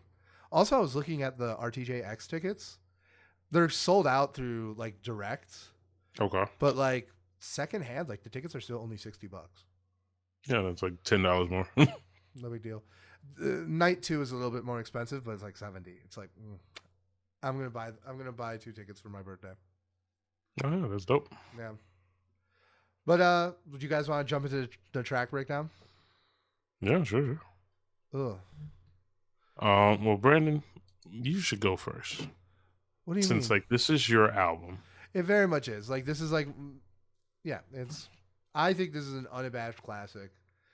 I think, and actually, there's a question I do want to pose to you guys before we dive into the album directly, because I think like we talk a lot about like streaming numbers and like what do they mean, and I go and I look at Run the Jewels' page, and you look at how many monthly listeners they have. It's not a crazy high amount. No. It's 1.5 million. But at the same time, when I saw them at Riot Fest, they didn't bring out the crowd the way Kanye or My Chemical Romance did, but probably about as big as like the Big Sean J. Cole crowd we saw at Lala last year, Purvis. Oh, that's huge. Yeah, it's a huge Big crowd. Sean was huge. Yeah, it's like in that range. So it's just like, do you think they have just like a super engaged fan base? Do you think maybe this isn't an accurate representation of their fan base? That might be one thing that I was going to mention before, and you kind of touched on it, where it might be one sounding. Like, is this replayable? Like, in terms of like streaming, when you sit down and think about how you consume music and like how you consume streaming aspects, could you really put Run the Jewels on repeat? Yes, I do it all the time. I literally have a Run the Jewels thing. And the thing is, like, I know a ton of people who do the same thing, right? And like, maybe it's only for like the gym or something, but like, or I was gonna say it has to be like high intensity. Yeah, like for me, this would be like a driving album. This is a good driving album. It's a good like, to me, it's like whenever I have to focus on something, Like this is a good album for me to put on. Whenever I'm trying to instigate a revolution, it's a really, I was about to say it's a lot going on. It's a really good revolution music. But I do think that's interesting because, like, look, Yeet has 9 times as many listeners, you know. But do you think he could pull out a Big Sean style crowd? Not right now. I would need to know how big this crowd was. I wasn't there. Big. Look, if Run the Jewels is doing Big Sean, I'm not gonna lie, I'll be impressed. No, yeah, not to like go against Run the Jewels. Big Sean was as big as any other. Like, it was as big as it was the entire field of Grand Park. It was huge. It was. People were just flocking in from the sides, from the back. I gotta say, Big Sean has just under 20 million monthly listeners on Spotify. Yeah, it was essentially as big as J. Cole. I'll say it. I thought he was bigger. I thought Big Sean was bigger, right? Yeah, it was this, like, do you remember like how far out Big Sean's crowd went from the stage all the way to like the second baseball field? Run the Jewels. It took me 2 hours to get out of the park. Right now, it was not the big, like, obviously it wasn't as big as like the Donda show. I don't think it was that big of a crowd. I don't think it was as big of a crowd as My Chemical Romance. It was certainly not. And I was also super far up front. So like my perception of it was like, people are everywhere. People are everywhere, right? But like they brought out damn near Big Sean numbers, like in terms of the crowd. And I also think like context matters. You know, I do think this is a group that plays to like the rock kind of audience as well, just because of the energy it has. You know, like it gets played on Q101. This is the type of shit that Pitchfork would rate highly. This is exactly, yeah. As a matter of fact, like one of the criticisms I do not like of Run the Jewels is that they are like pitchfork rap, and I'm like, no, I don't think. Like, I understand that there are artists who like cater to that audience. I do not think this is a group that does that. I'm curious what that even means. Pitchfork rap. I'm looking through. They're scoring high. Yeah. Like, I'm looking at their reviews on Pitchfork's website.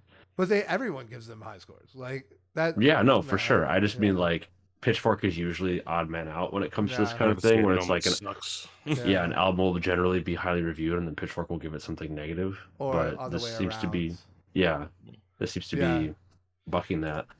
Yeah. What is pitchfork rap? Someone explain this. What do you mean by that? To me, I perceive it as like these kind of artists that, honestly, you're Danny Brown JPEG Mafia types.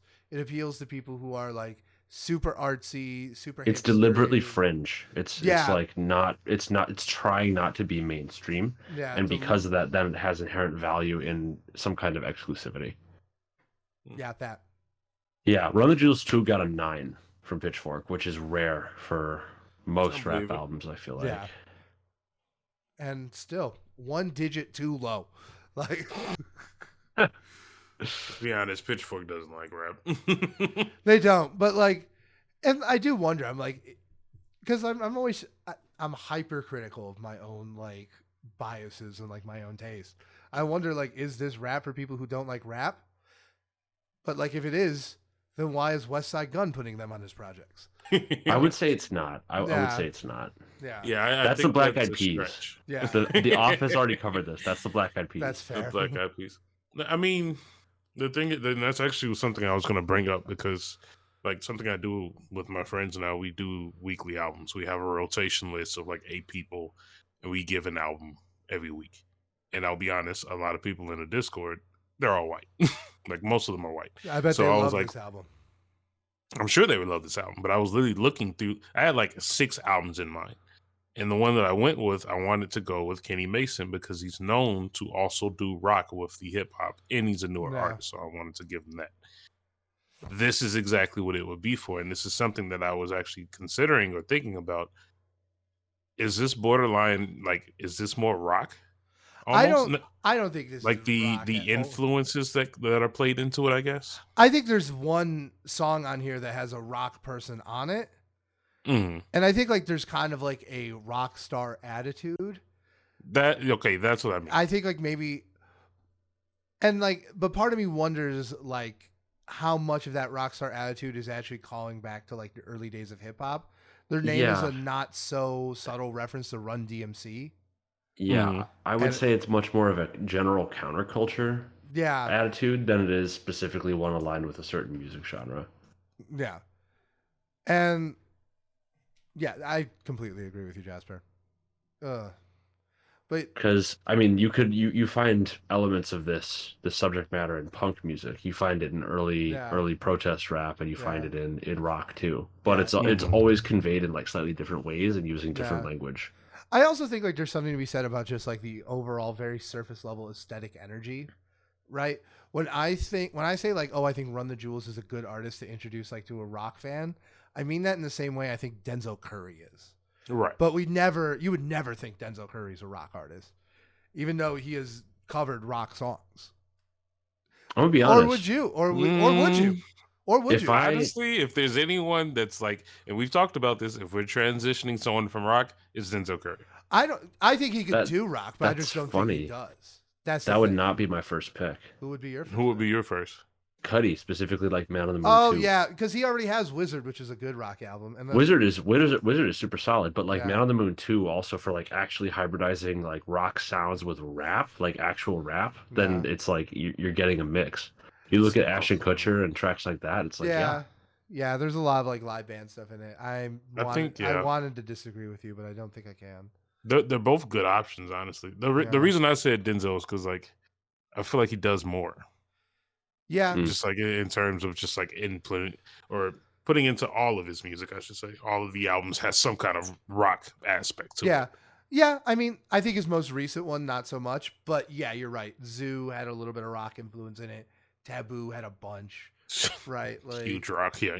I just don't think Taboo was like I still think Taboo is very clearly a hip hop album. Just like I think this one is. Yeah, that's right. Yeah. And I have another question for you guys. So, kind of the thing about like one of the main things about these guys is that they're kind of older. They kind of have had entire careers before this group existed. Do you think that brought something to their music that you just couldn't get from someone making? I think like a Kenny Mason's a great example. I think that's someone who's making a similar style, in a way, a similar style. Do you think there's something that their experience gives to them other than just pure skill? Or is it just the pure skill? Obviously, they're very skilled. So I think that does play into it naturally. There could be a aspect to their music that comes with the wisdom. I could actually see that because I think when I say their age could play into what they bring to the table in terms of like wisdom and like just guidance, it's not necessarily in like the content itself. It's not like, oh, they can spit this certain bar better than another artist, or they can create this line better than a Drake line or whatever that might be. It's more of just like the actual topic base. The things that they cover and the reason that they cover it is very serious. A lot of times, especially nowadays, the modern hip hop that you listen to, not to knock it because I actually like Gunna, Future, Young Thug, but it's not serious topics. It's for just like enjoyment and even I always joke because spoiler alert for the next question I'm going to ask you guys. Like I always joke that like the artist I really want to see collab with Run the Jewels is the Migos because I just want the world to end. Like something just like full trap Atlanta rock star and just like like Killer Mike has ties to Atlanta, right? That is true. That is true. So like I don't think it's I don't think it's as crazy as people think it is when I say it to them. But like still, Bad and Bougie and Lie, Cheat, Steal are just like completely different types of song. As hype as they are, as much as they might work next to each other in a playlist, they are fundamentally different kinds of songs. Right. The purpose behind the song, the reason it was made, like to even think about every single release that R2J has put out lines up with something like culturally insane going on in America. It's just like, okay, this song matters a lot. And what they're saying matters a lot more than, as we said, flexing money. Jazz? No.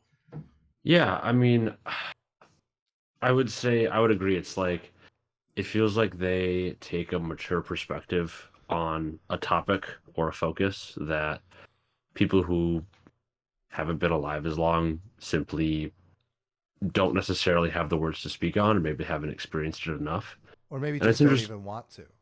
Sure, that too. I mean, it's interesting because you see, I come back to Travis for this because Travis is somebody who generally his music is very non-confrontational when it comes to subject matter, topics, yada yada yada. So you think about like Rodeo, right? And everything's going along fine. It's a fucking party album for the first half, and then you get to Pray for Love, Mm-hmm. and he starts like throwing in political thoughts and feelings Yeah. and opinions, and it's like you can tell that there's a desire to engage with it in some way, but he doesn't quite have the vocabulary, and it feels like this. Maybe it's the career choices, maybe it's life experience, but it feels like obviously these two have not only the vocabulary but the tools to translate the vocabulary to an actual project in a way that's super cohesive. Yeah. So yeah, it feels like there's a difference there, and I feel like some artists are more willing to engage with it, but how well and how capable they are of engaging with it in an intelligent way is really it's a huge spectrum, and Yeah. these guys are at the top end of that for Yeah. sure. And I also think like when you have two guys who have been in the industry for such a long time, Yeah, and like Killer Mike spent most of his time pre-Run the Jewels in the shadow of Outkast. yeah, LP Company Flow was huge. I think LP has, in the form of Mac Miller, left like an impression on hip hop. Like I very much think Mac Miller carried his torch, and like he's like the LP who made it to the mainstream. yeah, But the thing is, they never had that like huge success. So what definitely. you have here is you have these two guys who have the hunger of someone who's like 20 and never made it, Mhm. but the 20 years of experience. Yeah, it's And an interesting combination. And it's like it's a combination that I think is like serendipitous. It's not something you can really manufacture. Yeah, I think a lot of my excitement around West Side Gun is very similar. You know, he has like this drive to just like make like great things. And like, look, I'm very much a collaborative, not competition person, but I think drive is important, especially with art. And Yeah. I think like having that, says something. So I agree. I want to ask you guys, it's something I really like, especially in the last few years, as Run the Jewels started to do a lot more features and they start working with a lot more artists. Last year they were on a song with Black Thought and ASAP Rocky. They were on a song with West Side Gun and Stove God Cooks. They've been on JPEG and Danny Brown songs. Mm-hmm. Who are some artists that you guys think would work really well with them? Who do you think would be cool? Is there anyone from the new school that you think could like slip into like this very idiosyncratic style? Because I think LP has this quality in his music very similar to like a Kanye West, where within 30 seconds you know who it is. Mm-hmm. I've actually thought about this. I do because like some names we already mentioned. Can't say Outkast. No. I wasn't gonna say Outkast. But now that you've mentioned that, well, they've been teasing it for like 3 albums.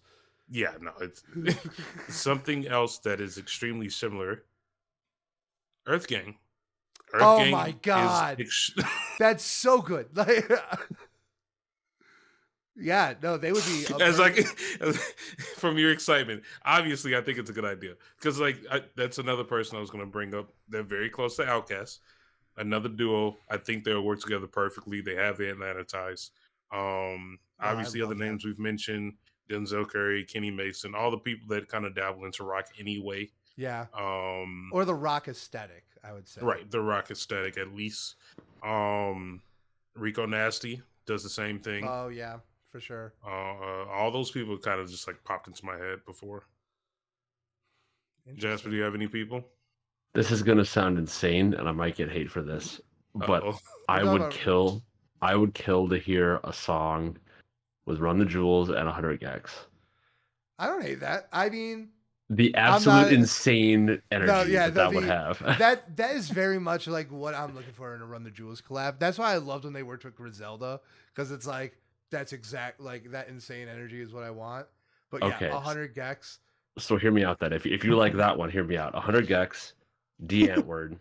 I hate D Antword. They're racist. I don't even know who that is. I agree with you.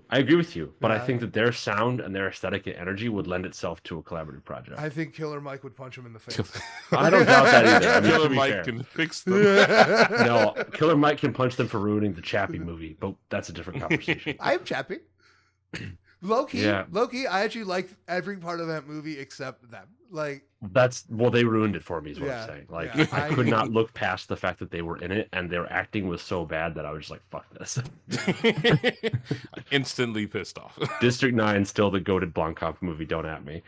Don't at me either, because I don't think that's a hot take. That's like a very neutral take, but pretty neutral take. Elysium's good. I like Elysium a lot more than I think I got credit for when it first released. I would like, just going into my own bag of like music I like, I would love to hear them on something produced by Gesaffelstein. Yeah, that'd be good. That'd be good. Or Mr. Kitty. Mr. Kitty. I think, and like I feel like I was fishing for this one with you guys, but like once again, like I just like I see like Run the Jewels as like a raging fire, and I'm like, what artist can I just like? It's just gasoline to just like throw on this, light it up, and it's like. And I'm like, between the two of you, I'm shocked no one said Travis Scott. Well, it's tough, right? Because like, here's the question. Are we talking Travis Scott is a feature on one of their projects produced by them? So when that's a very important difference. Yeah, no, I completely agree.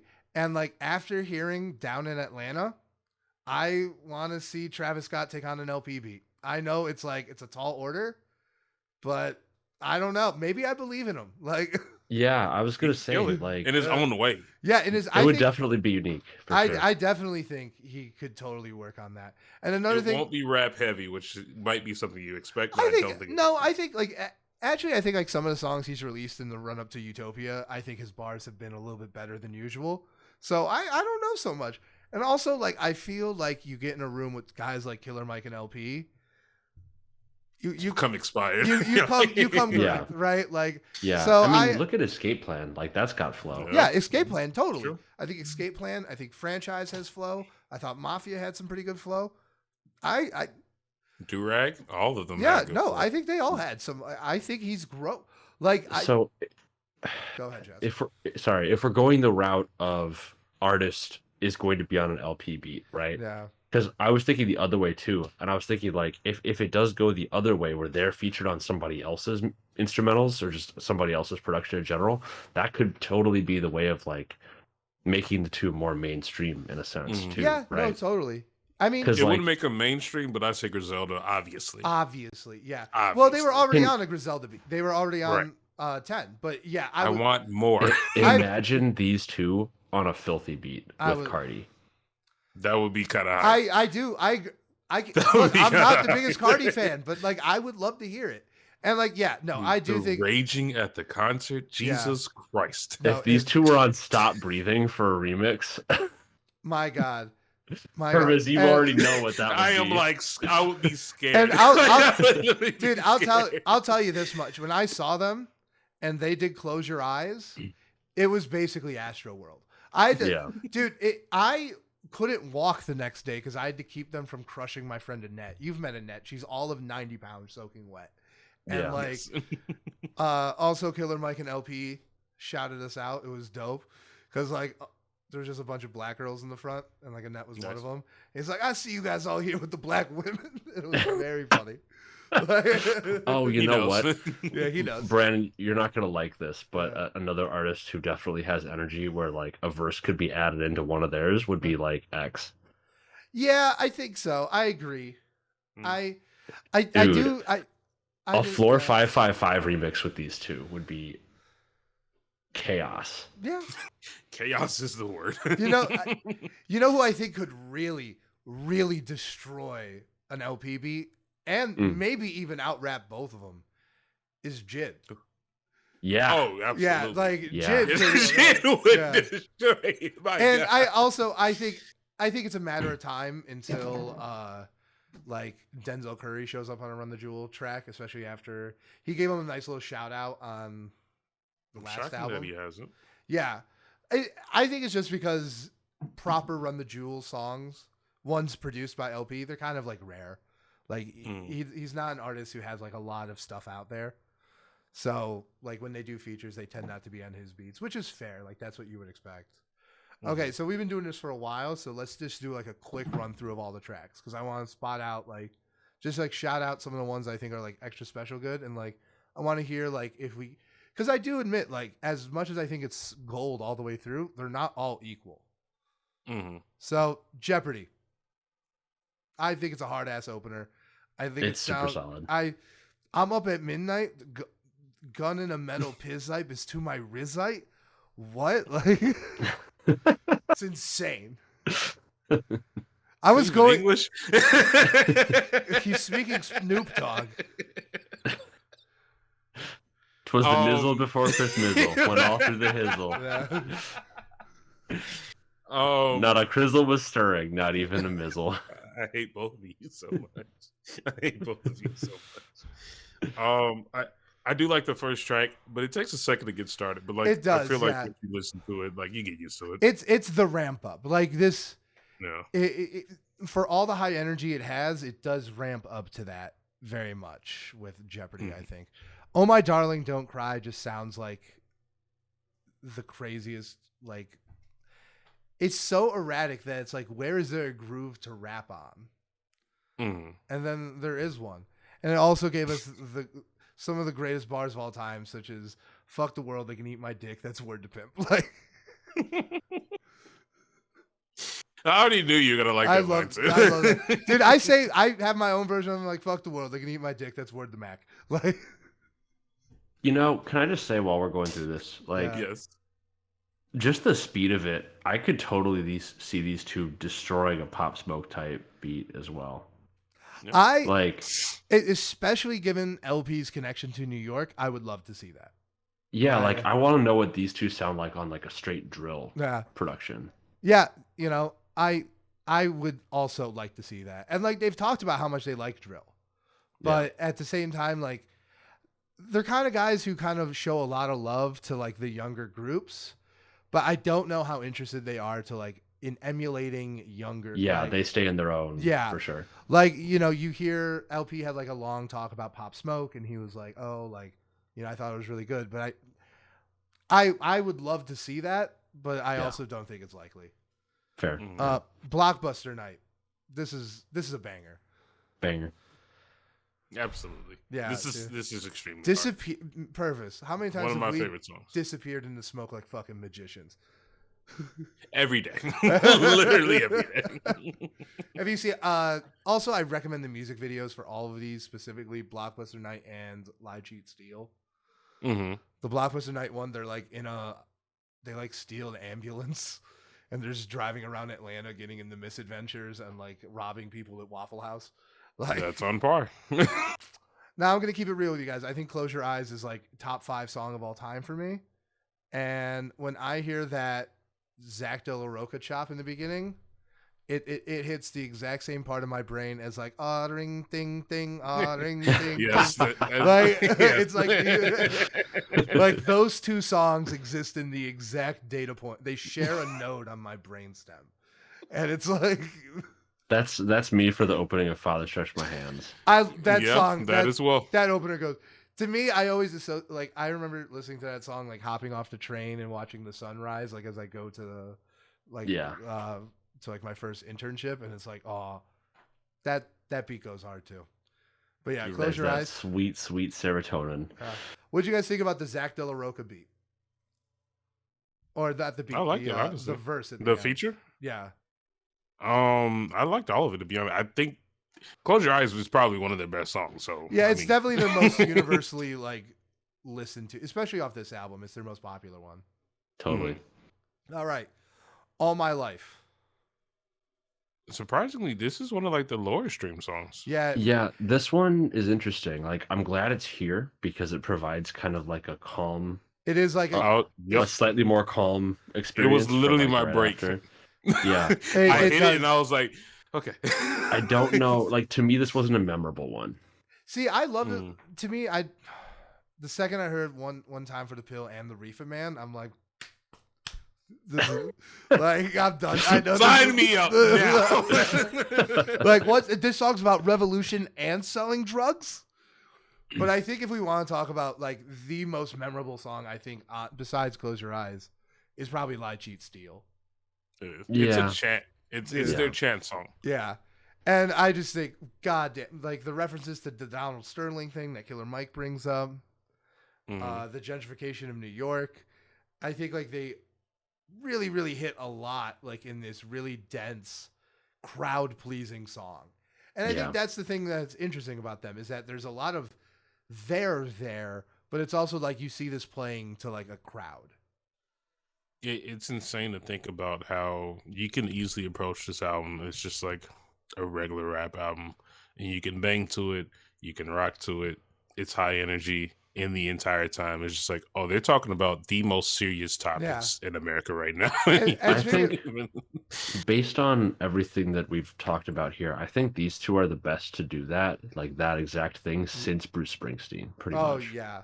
Yeah. Like, Springsteen is the OG of like, here's a stadium shaking banger that's actually about like the war in Vietnam and children being fathered overseas due to war and shit like that. And it's like, yep, this is that just for the 2010s.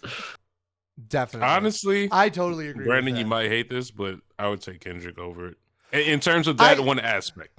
Because you can listen to Damn and be like, this is hard, and then it's like, okay, this is extreme. I don't hate that. I don't hate that, especially because like if there's one rap album that probably the only rap album in the entire world that I would at 100 times out of 100 say is better than Run the Jewels 2 is To Pimp a Butterfly. But I wonder, like, look, I love To Pimp a Butterfly, and I think the claims of it being not having a lot of replay value are greatly over-exaggerated. But do you think how much a dollar cost hits as hard as Lie, Cheat, Steal? Purvis, one thing, no, it doesn't. But the one thing I'll say to that, though, is that my point is that Run the Jewels does a great job of disguising the content within a musical context that is a banger. Yeah. Whereas Kendrick, it's very much in your face that it's like, that's what this is about. Yeah.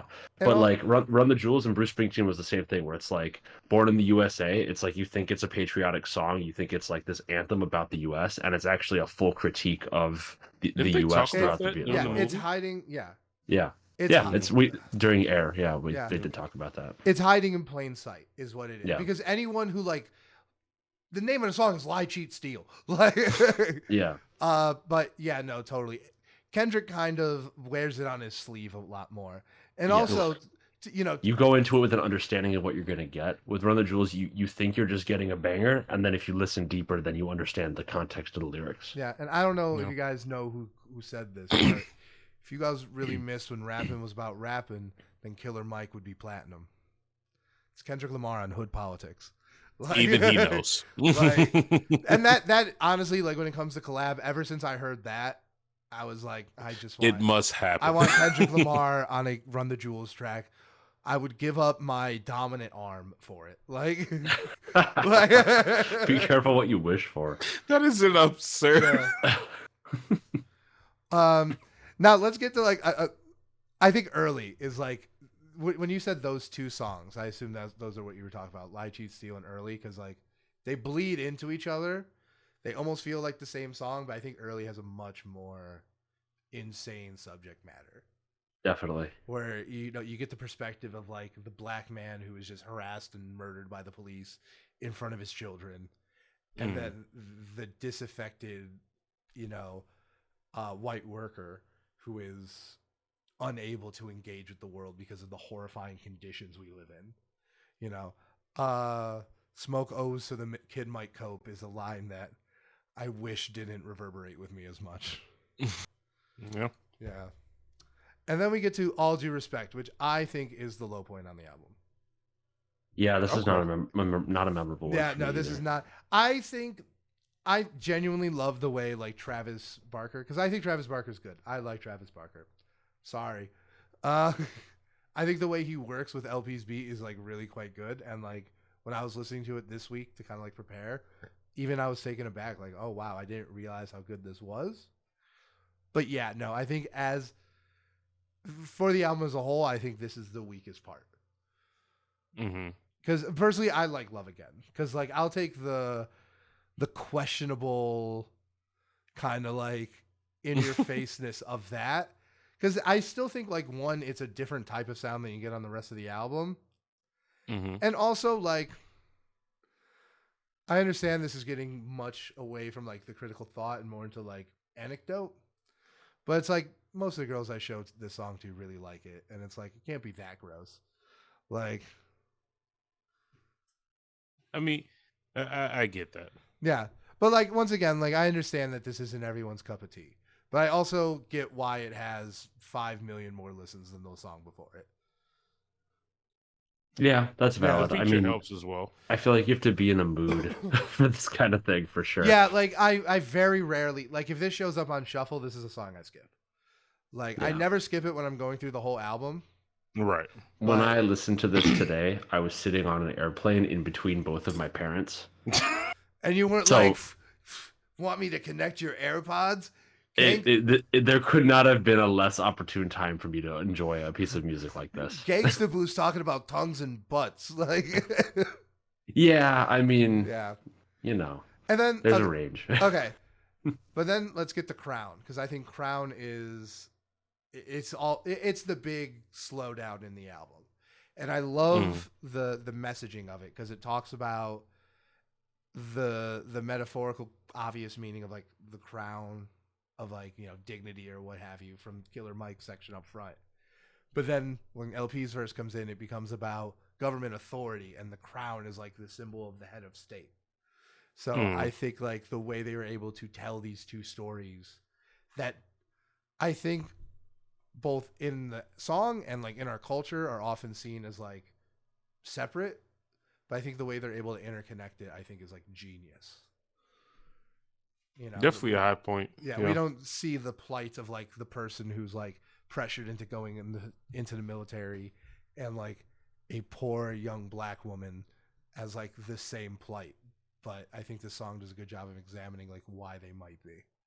And then Angel Duster, I just think is like one of the best closers of all time. Got hope for the living, prayers for the dead. That is a bar within itself. That the Pope is a fraud, church is a lie. The Queen is the same damn thing. You should pray to your fake God that she dies. There are so many lines throughout this album where like it brings up religion very, very like quickly. It comes and goes. It doesn't stay for a while, but like it gets the impact, and I was just like, Brandon's probably screaming this right now. I'll be honest, like I think my own personal like religious views can be summed up in a bar off Angel Duster, where it's like I gotta pull up the lyrics. Give me a second. I'm surprised that Theresa May didn't ban these two from the UK. Yeah, I'm shocked. You look at like what happened with Tyler. It's like, really? It's true. Yeah, no, definitely. Oh my God. I'm pretty sure there's something on the first song I heard, and I was just like, yeah, Brandon probably gets banging to this. Yeah. Oh, God really exists. I tell you like this, it resides inside. And anyone telling you different, just selling you religion, trying to keep your ass in line. And that is something you go by. Yeah, no, I believe all divinity lies in the human spirit, and everyone telling you otherwise just seeks to control you. That is what I believe. Like, there you go. But yeah, no, I think this album's a classic, 10 out of 10, easy. I'm done talking about it. What do you guys think? Are we going to give it a grade? Do we even need to give it a grade? A+. I want to hear you guys' grade. I think it's very interesting hearing someone who has like, because a tertiary knowledge of these guys and someone who didn't know about them until I started being annoying about it.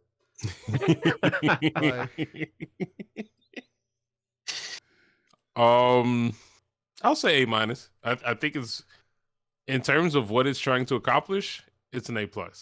But in terms of like its depth, in terms of like it's like a 9 out of 10. So it's like a A-. Okay.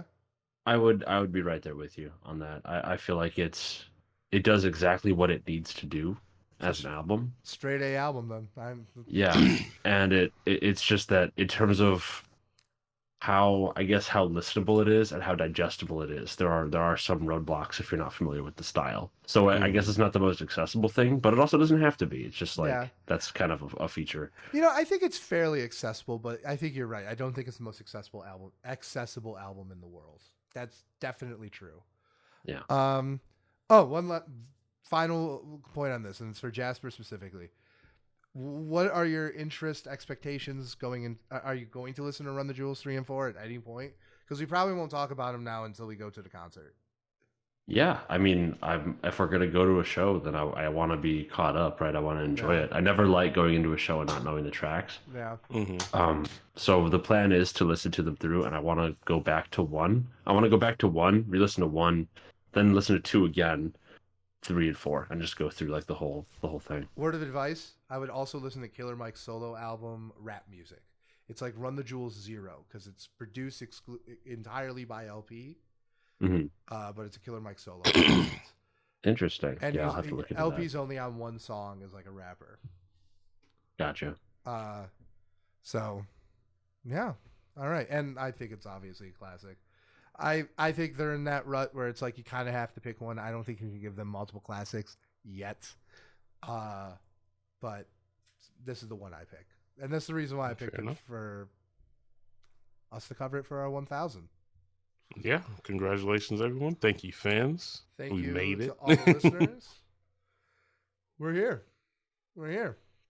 Who would have thought? Who would have thought? Who would have thought? A year and some change ago. Who would have thought? Who would have thought that one day we would talk about Run the Jewels too?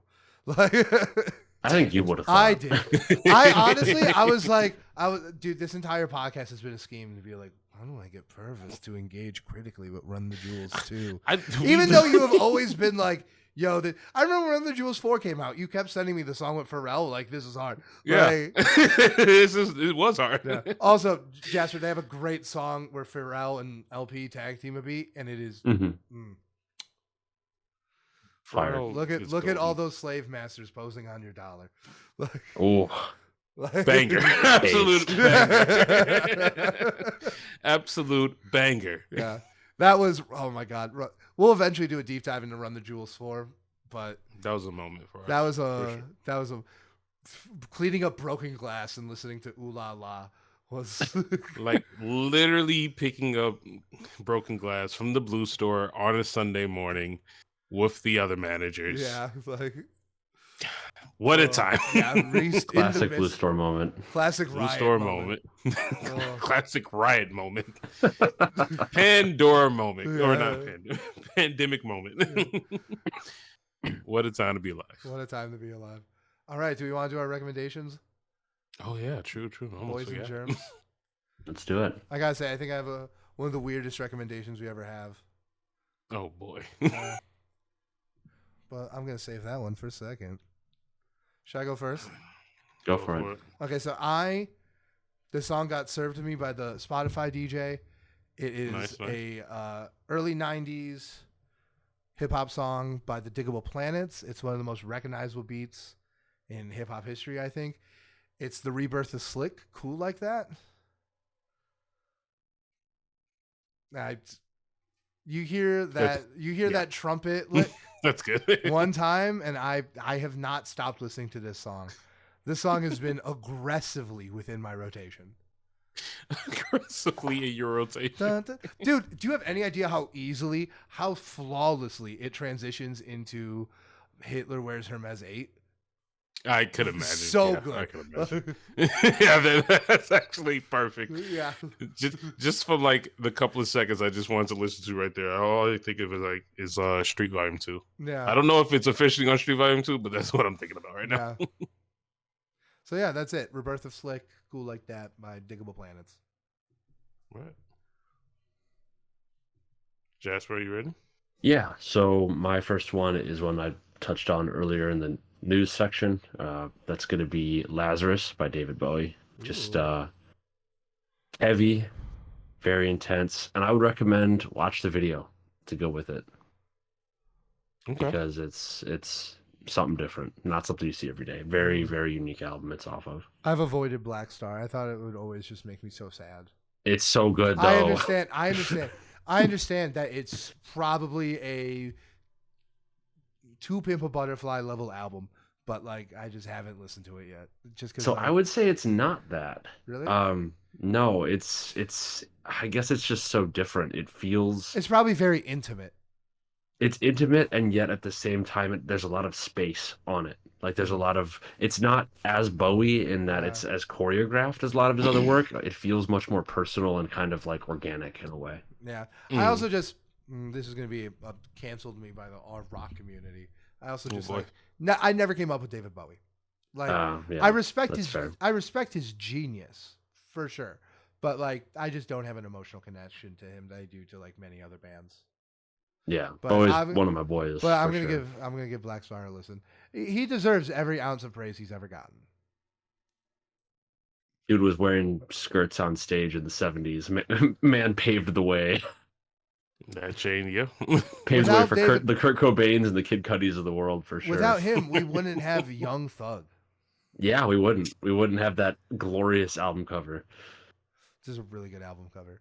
It is. It's so fire. It's such a good album cover. Like he needs to get out of jail as soon as possible. We need to free him. He needs to use that sample. He's the one who conducts traffic. He is King Slime. That would go so hard. It would go so hard. If Metro Boomin do something together, we should just send it to Metro Boomin and be like, use this. Make this right now. Make it so. All right. Well, my first one is actually someone I discovered off of Instagram recently. Very small discography so far. A person named Destin Lauren. And I went through a couple of his songs, and believe it or not, I found a separate song from the one I found on Instagram called Walking. Within 2 seconds of playing the song, I instantly recognized it like a gospel sample, and I saved it. Didn't even like have to listen to the rest of it. Amazing. It is like, and again, I know I had to explain what 1390 is to you guys, but any Sunday morning, you just wake up and 1390 is on the radio on your way to church. There's a song that's going to be playing with this sample. And I instantly was like, I got to recommend this. It's amazing. Love that.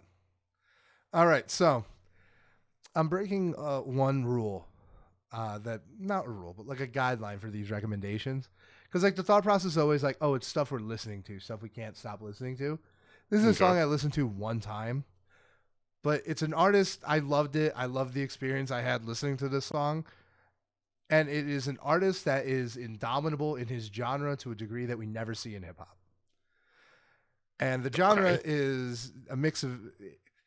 Everyone knows that my first love is comedy, so this is a comedy. Are you recommending a Bo Burnham song right now? No, and when I said it was the weirdest. Oh, okay. I'm recommending "Foil" by Weird Al. Oh shit, yo! I didn't know this song existed until. What year is it? Yeah, I did not know this song existed until like 6 days ago. Sure. But I think Weird Al is a goat. I love. Like a lot of the ethics he brings, a lot of the things he does. I love that he asks every single artist for permission to do a parody. Yeah. And then also, smart, yeah. And like, there's like a very famous kerfuffle he had with Coolio, because like and Prince, where he contacted the record label and the record label gave him permission, but the artist didn't. Yeah. And apparently, ever since the Coolio issue, and they squashed the beef. But ever since then, he asked them in person. Yeah. That's smart. Yeah. And like, it's a very fun parody because like at first it's like, is this really what Weird Al is? Like, why do people give a shit about this guy? And then there's a switch and it's like, this is the funniest shit I've ever seen in my life. And it's he has the same amount of monthly views as Brother Joe's almost. Really? Yeah, dude. Here's the thing. I would I think Weird Al is an American institution. I think he is. I was watching this video where he was like breaking down like the most iconic videos he's ever done. And like apparently he was like good friends with Michael Jackson. He was, yeah. And like Michael Jackson hooked him up for for Eat It and Fat, his parodies of Beat It and Bad. He hooked him up with the same costumer, choreographer, cinematographer. That is serious. And for Bad, they used the same sets. They did. They had That's insane. Michael Jackson had them hold off tearing down the set so Weird Al could shoot there. So it just shows like what kind of guy this is. Like if you can get the love from all these different artists, Especially him. Yeah, especially Michael Jackson. I think he's a great artist. I think this is a great fun song, Purvis. I cannot wait for you to listen to it because it goes in just like the most bizarre direction. And it's Lovely. It's masterful comedy writing because like it goes in like the strangest direction you've ever seen, and then it brings it right back, and it was in front of you your entire time. Dude, and watch the all about the Pentiums lives in my head rent free. Yeah, and also watch the video. Don't listen to the song. Like, yeah, Weird Al always. Yeah, videos are important. I'm familiar with him from like MTV, but yeah, that's like, another extent of it. He was huge, and like, look, he interacts with hip hop all the time. He has I think he started coming up because I showed Rachel the video to Tacky, which was a parody of Happy by Pharrell that shot all in like one shot, and it's just like very impressive, and Jack Black's in it. And I was like, oh look, Jack Black. I almost recommended Tenacious D because I was going to do a comedy song, and I'm like, do I do Weird Al or Tenacious D? And I went with Weird Al. I'm surprised you didn't recommend Peaches.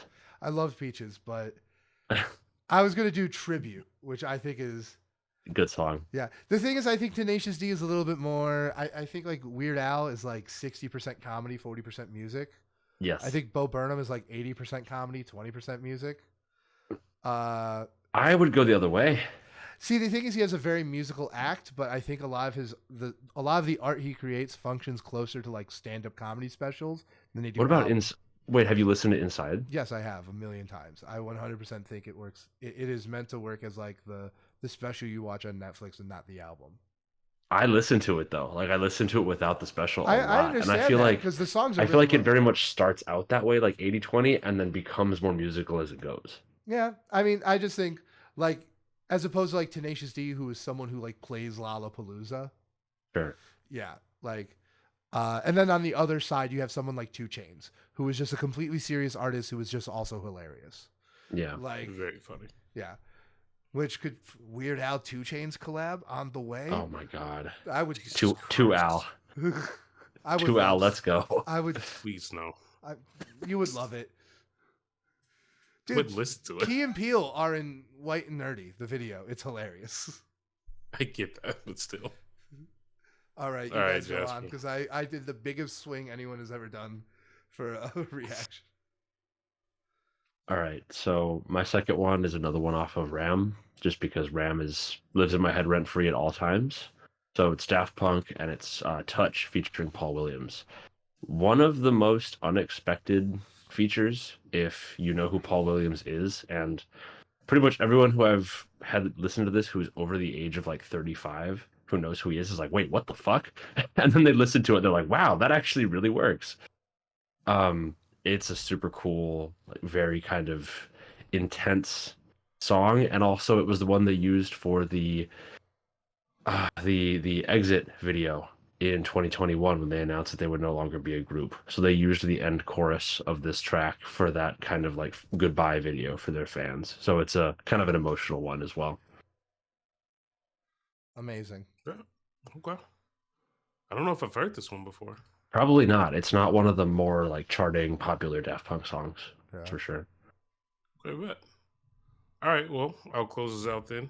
I'm pulling an audible because I want to move the song for next week into this one.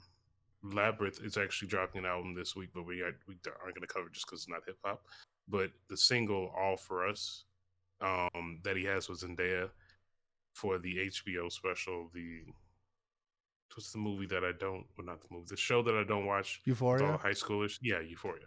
I don't watch that show. 3 weeks in a row, baby. Like, yeah, honestly, I was just thinking about last time when I broke Purvis. Welcome to the Euphoria cast. Like, do you want to do drugs with children? We don't. I said it once, I'll say it again. I don't watch Euphoria because I'm not a pedophile. Dabs. In the podcast. Goodbye, everybody. Killer Mike and LB, if you watch this, we're normally more normal. We promise. The Lakers in the early 70s. Okay. And Phil Knight is in one of the episodes trying to get Magic Johnson to, the Air Magics, as they said. And like in that one, they're like, we don't have any money, but we can give you a piece of every shoe. Like, and I remember looking it up and being like, nope, that was the real part. That was like, so I thought that was interesting. Yeah, I'm trying to find the details of this. It's tough because they make it in the movie as though it's this like surprise thing that they're asking for, but I can't recall whether or not they actually approached him with that offer. Yeah.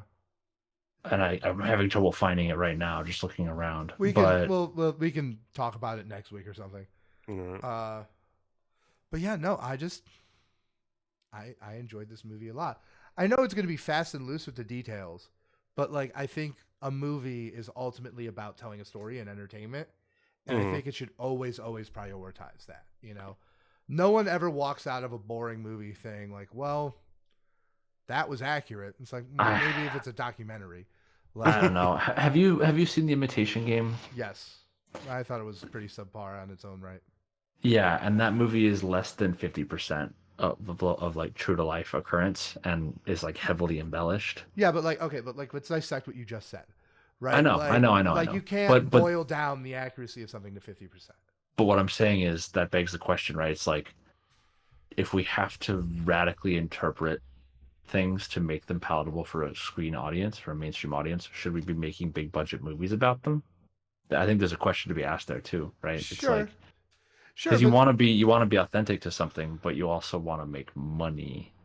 Those two don't always. Well, like I resent any filmmaker who makes any decisions based on what's going to make the most money. That's the studio's job. Yeah, well, I mean, producers are in that vein. Come on, well, it depends if it's a producer or an executive producer. Sure, those are two very different roles. Yeah, sure. But you say that, but I can just counter with like The Social Network is like basically fiction. Yeah, and I also think Aaron Sorkin, when he wrote that movie, I think he understood Facebook better than anyone else at the time. Like when you go back and you rewatch that movie, like I think nonfiction can give you facts. I think fiction gives you truth. And I think sometimes, like maybe that deeper truth is worth it. But even that, like I think making a movie that is like entertaining and like has something to say, like as a piece of art, the same way if it was, you're making Everything Everywhere All at Once, which is just, a sci-fi movie. Like you should just, it should have the same tendencies. You should always prioritize like what makes the best movie, not what's the most accurate way to dispense this information. Now, if you're able to do that and make a good movie, it certainly helps. I'll say that. I'll say like it's a multiplier. If you can if you can make it accurate and good, that's great. That's better than one of the things. But once again, like I don't think I walk out of a movie like Lincoln. Well, Lincoln's incredible, but like I'm having trouble pulling examples right now. We've been going for 2 hours. Yeah. We want to give this movie a grade. I was considering it. We could do it. Yeah. One other minor thing that I do have a gripe with is like they were really, really good, but anytime I see Ben Affleck or Matt Damon in a movie, it kind of takes me out of it just because they are so damn recognizable. It's like, oh, hey, it's Matt Damon being Matt Damon. That is completely fair. That is. I mean, Matt Damon like acts, but a lot of his mannerisms and a lot of his line delivery, especially for humor, is very similar movie to movie. I think. I agree. I think Ben Affleck is especially in this movie. I think Ben Affleck like did the better, like more immersive performance. Sure, yeah, I think that's valid. Yeah. But like it's this camp of actors where every time I see like these particular actors, it like takes me out of it, either because they're super famous and they've been in everything, or because like they're exactly the same as the previous character. That or visually they're just like very recognizable. So like I don't know, like George Clooney is one of them for me. That makes sense. Someone who isn't, which I think is a real testament to his ability to actually act, is Brad Pitt. Like Brad Pitt, I can get into a little bit more as far as like him being the character. Brad Pitt's a character actor. Like Brad Pitt's a For pretty sure. boy, but that is a golden take, I say. Yeah, I mess with like Brad Pitt. I can fall into that character rabbit hole for sure. No, Brad Pitt's but then also like more fantastic recently, actor. Anya Taylor-Joy definitely falls into like it's Anya Taylor-Joy. It's not the character, it's her. Like you know, it's super funny because like I felt that a little bit with Matt Damon in this movie. With Ben Affleck, once again, I'm very biased, but like I was fine with it. The character Ben Affleck also looked a lot like Phil Knight, low key, with like the hair. Yeah. Like, with the hair, in a sense, yeah. That's like he's what Phil Knight wishes he looked like. But the actor in this movie, where it was like, this is the same person in every movie. It just works in this specific context really Jason Bateman. Jason Bateman. And look, I like Jason Bateman a lot. If you haven't seen his the movie Joel Edgerton directed, The Gift, I have not. Oh, Run Don't Walk. It's Joel Edgerton. But I have seen Hancock, which means I have seen every Jason Bateman movie. The thing about The Gift is like the same way I think like this kind of feels like Jason Bateman doing his Arrested Development character, but it's the only person I know him from. Right, but like this is him. It's such Again, same character, but it's such a different context that it totally works. Right? Yeah. The Gift goes that direction with horror. Like Jason Bateman is kind of doing the same thing, but he's in such a different movie. It reads completely differently. Interesting. A must watch. One of the most underrated movies of the last 10 years. Nice. Yeah. All right. So do we want to give this movie a grade? I'm giving it an A. I'll say. Yeah. I'll give it an A-, just for the sake of character recognizability, and then also some maybe creative liberties with the actual history of events of people who are very much still alive. But, you know, is what it is. Oh, and two other things. One, I liked how they addressed, because there's always been a controversy about those two dudes who came up with the name Air Jordan. Yep. And I like how they kind of just like address that within the text, where it's like these two people arrived at it independently, which is something that happens all the time. Like the Black Sabbath songs Iron Man came out the same year as the first Iron Man comic, and they kind of sound similar. That's kind of dope. But there's no way they would have known about each other, like based on like they were released within 2 weeks of each other in a pre-internet world across an ocean, you know, like, so yeah, that kind of thing is in there. But yeah, I give it an A. I don't give it an A+ because I don't think it's quite there visually, but I think it does. It's not perfect. No, it's not. But one other thing I think was undersold or underrepresented was the importance of Peter Moore. This guy. Who's Peter Moore? The designer? Yeah. That's what I mean. Like I thought the whole movie was going to be like designing the design. Yeah. I think even though it wasn't, and I knew that kind of going in about how it was like the story of Sonny Vaccaro as like a person working for Nike. I think it was underrepresented because Moore's career is like they didn't really go on to stress the exact like scale of what he did as far as like what it contributed to the brand. They painted him they painted him as like a weird little dude in a basement. Yeah, they described the movie, but they described the fact that he made the shoe. They described the fact that he made the Jumpman logo, but he also made the original Wings logo, the Air Jordan logo that appears on every Jordan 1 on the side. And that also went on to be on the Jordan 2, and then the Jordan 3, and everything after that had the Jumpman. And we talk about like the volume of shoes that were sold based on like the movie like that first year. But you look at the numbers that Jumpman as a brand or Jordan does as a brand today and how everything carries those logos and just like the scale at which this artist's work, this designer's work is out there and being consumed by like people all over the world. And after his career with Nike, he went on to work for Adidas. He designed the Adidas 3 stripes logo. Yeah, he designed the mountain logo. Yeah, the diagonal 3 stripes is him. So like he's had an incredible career, and I think that to kind of relegate him to be like a side character who is kind of like, again, like you said, the weird guy in the basement was a little bit of an unfortunate choice. Because in order to bring on an athlete like Jordan, you had to have a team firing on all cylinders, and design was one of those elements for sure. Yeah, and like I think that's a lot more of a valid complaint.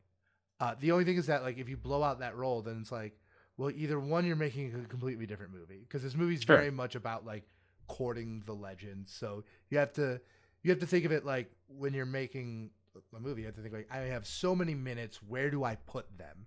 Yeah, And it's but like the fact that this is a sub 2 hour movie, I think you could make the argument that if you spend an extra 15 on Peter Moore's design process or whatever the hell else they're going to do with it, and that's valid, why right? I think that, and that's why I think it's valid. I think like if you think that could be accomplished in 10, 15 minutes, okay, that's a conversation. That's absolutely a valid point.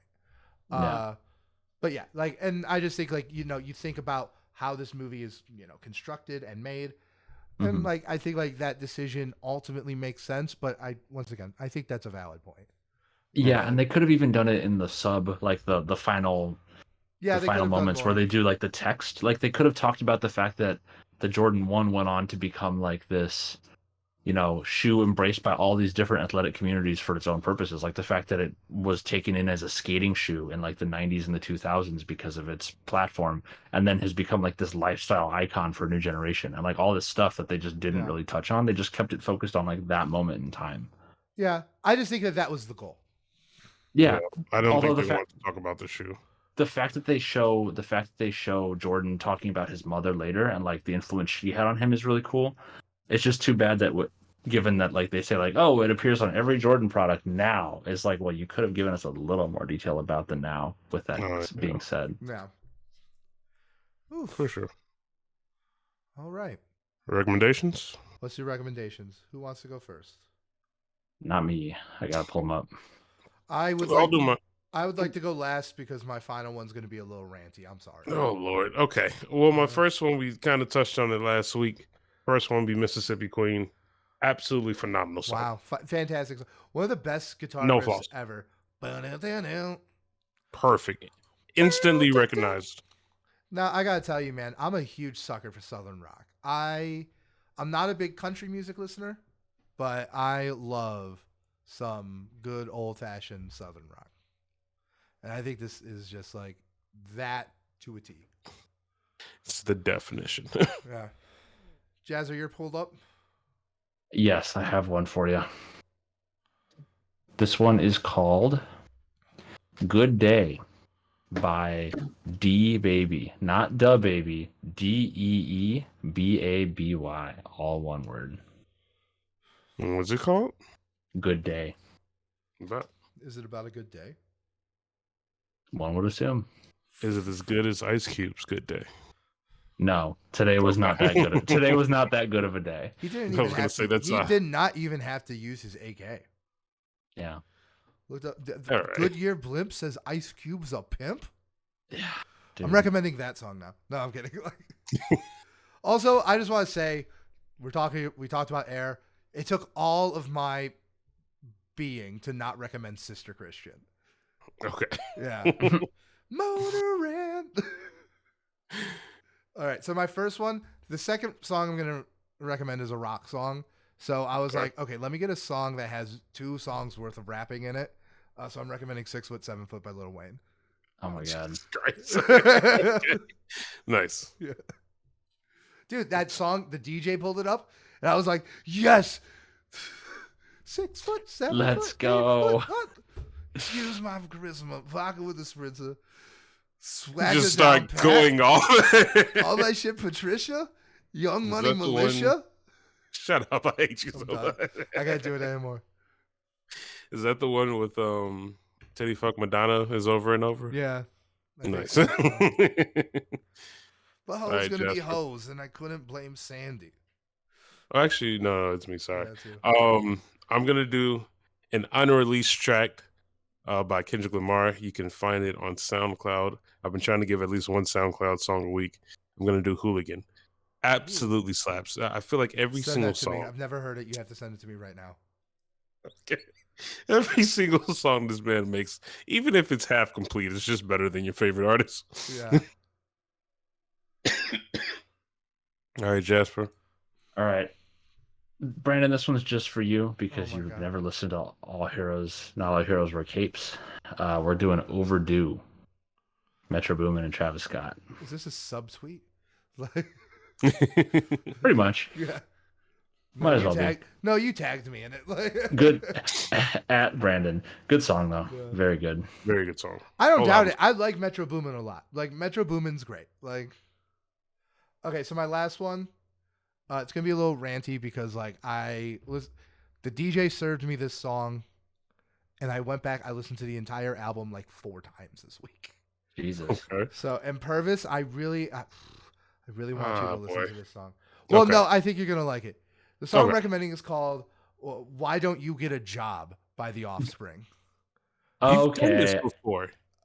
No, I recommended a different song by The Offspring called "Gone Away." Okay. Yes, this one is off their 1998 album "Americana." Yep. Which is a incredibly well-aged concept album. Okay. And the song, that's my thing. Dude. I hate this is the album that has "Pretty Fly for a White Guy" on it. Yeah. Just so you know. Now, look, here's the thing, right? I mentioned this to Jasper when we hung out. I was like, look, some things they age unevenly.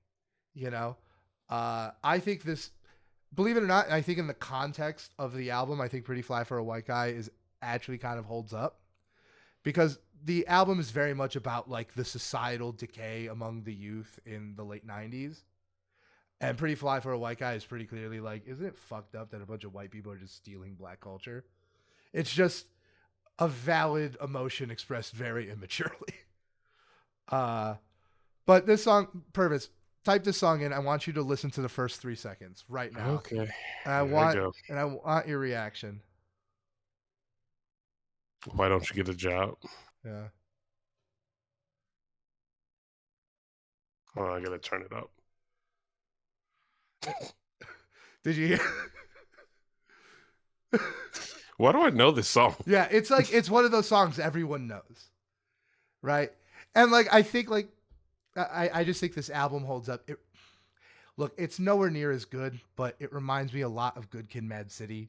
Just like it really is like Good Kid, Mad City for the suburbs of the late 90s. Oh. That is a claim. That is a bold.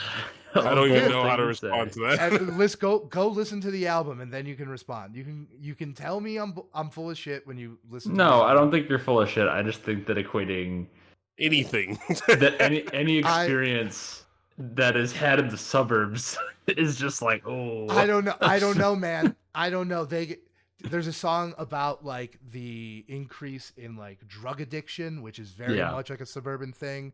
There's a song about like mental health issues and dating. There's one song that like I unabashedly love, but it definitely does not age well. It's called Walla Walla. And it's basically about like, it's like being happy that your degenerate friend is going to jail. It's like, no, this is your 4th VCR you stole. You're going to go to jail now. Like, it's time to stop. So like look, I'm not saying it's as good of an album, but in terms of like a up close view and like a very specific perspective on like society and like a very clear concept, it really, really holds up. Purvis, it's 45 minutes. And the other thing is that it's not metal. This is like pop punk. You know, this is closer. Yeah. And I think the title track is one of my favorite punk songs of all time. That's my recommendation. All right, bet. Yeah.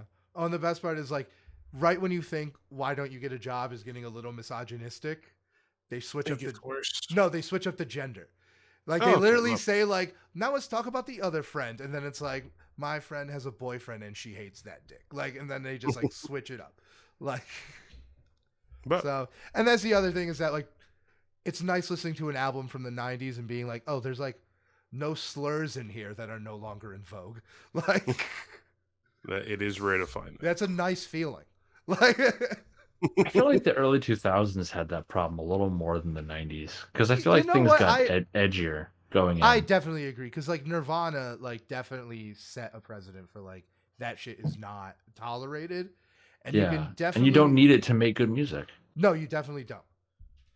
Yeah, I feel like the early 2000s really brought in a lot of that shit. There was so much shock value in like Will Smith don't gotta cuss in his raps to sell records. Well, I do, so fuck him and fuck you too. Well, that's exactly like who started it. Like, and like, you don't think Eminem played a huge factor in that? No, he did for sure, but I don't think because so Slim Shady LP was 98, right? And then I don't know exactly which year. I actually thought it was like 95. no, it's not that early. Once again, like if it's 98, that totally is valid. But not Slime Shady LP. 99 actually. Yeah, wow. Because Infinite was 98. Infinite Yeah. was 98. 99. Then it was 2001, Yeah. I think. Or no, 2000. But yeah, I was just like, I don't know, because like he wasn't at critical mass yet. Yeah. I feel like there were other people in that same vein. I don't know. Yeah.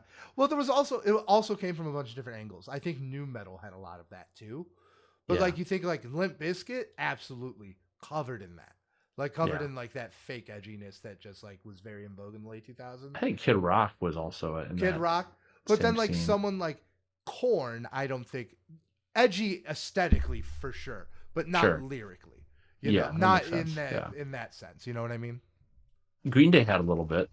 A little bit, yeah. Not but as not much. to the same. Not to the same extent, and especially not in the 2000s.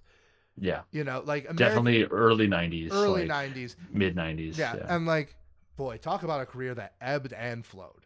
Like. Yeah. We remember Green Day during the Obama era as much as we wish we didn't. Green Day closed Lollapalooza last year, and I saw Denzel Curry instead. And American Idiot was the first album I ever bought. I would have gone to Green Day. Yeah.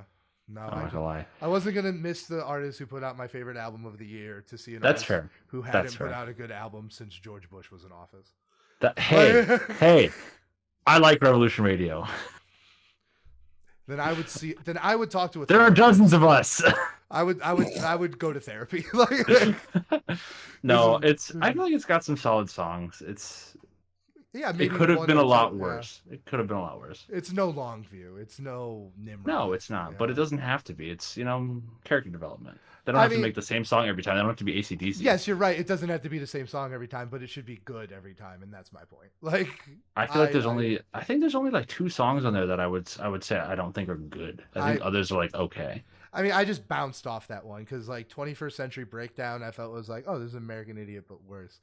And once I heard like Uno, Do, no, Dep, Done. I didn't. No, yeah. I mean, this one is I think a breath of fresh air from that for sure. I listened to and the other one, their most recent one, like the Father of All. I haven't listened. Awful.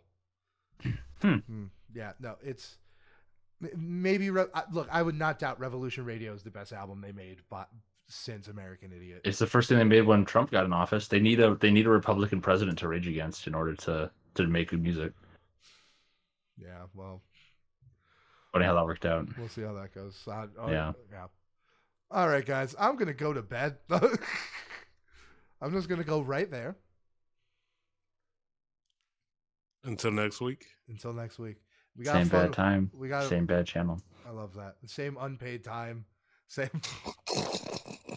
free public access channel. Yeah. The 3 nobodies. It's pirate radio, and the truth will not be silenced. Like it's just a podcast.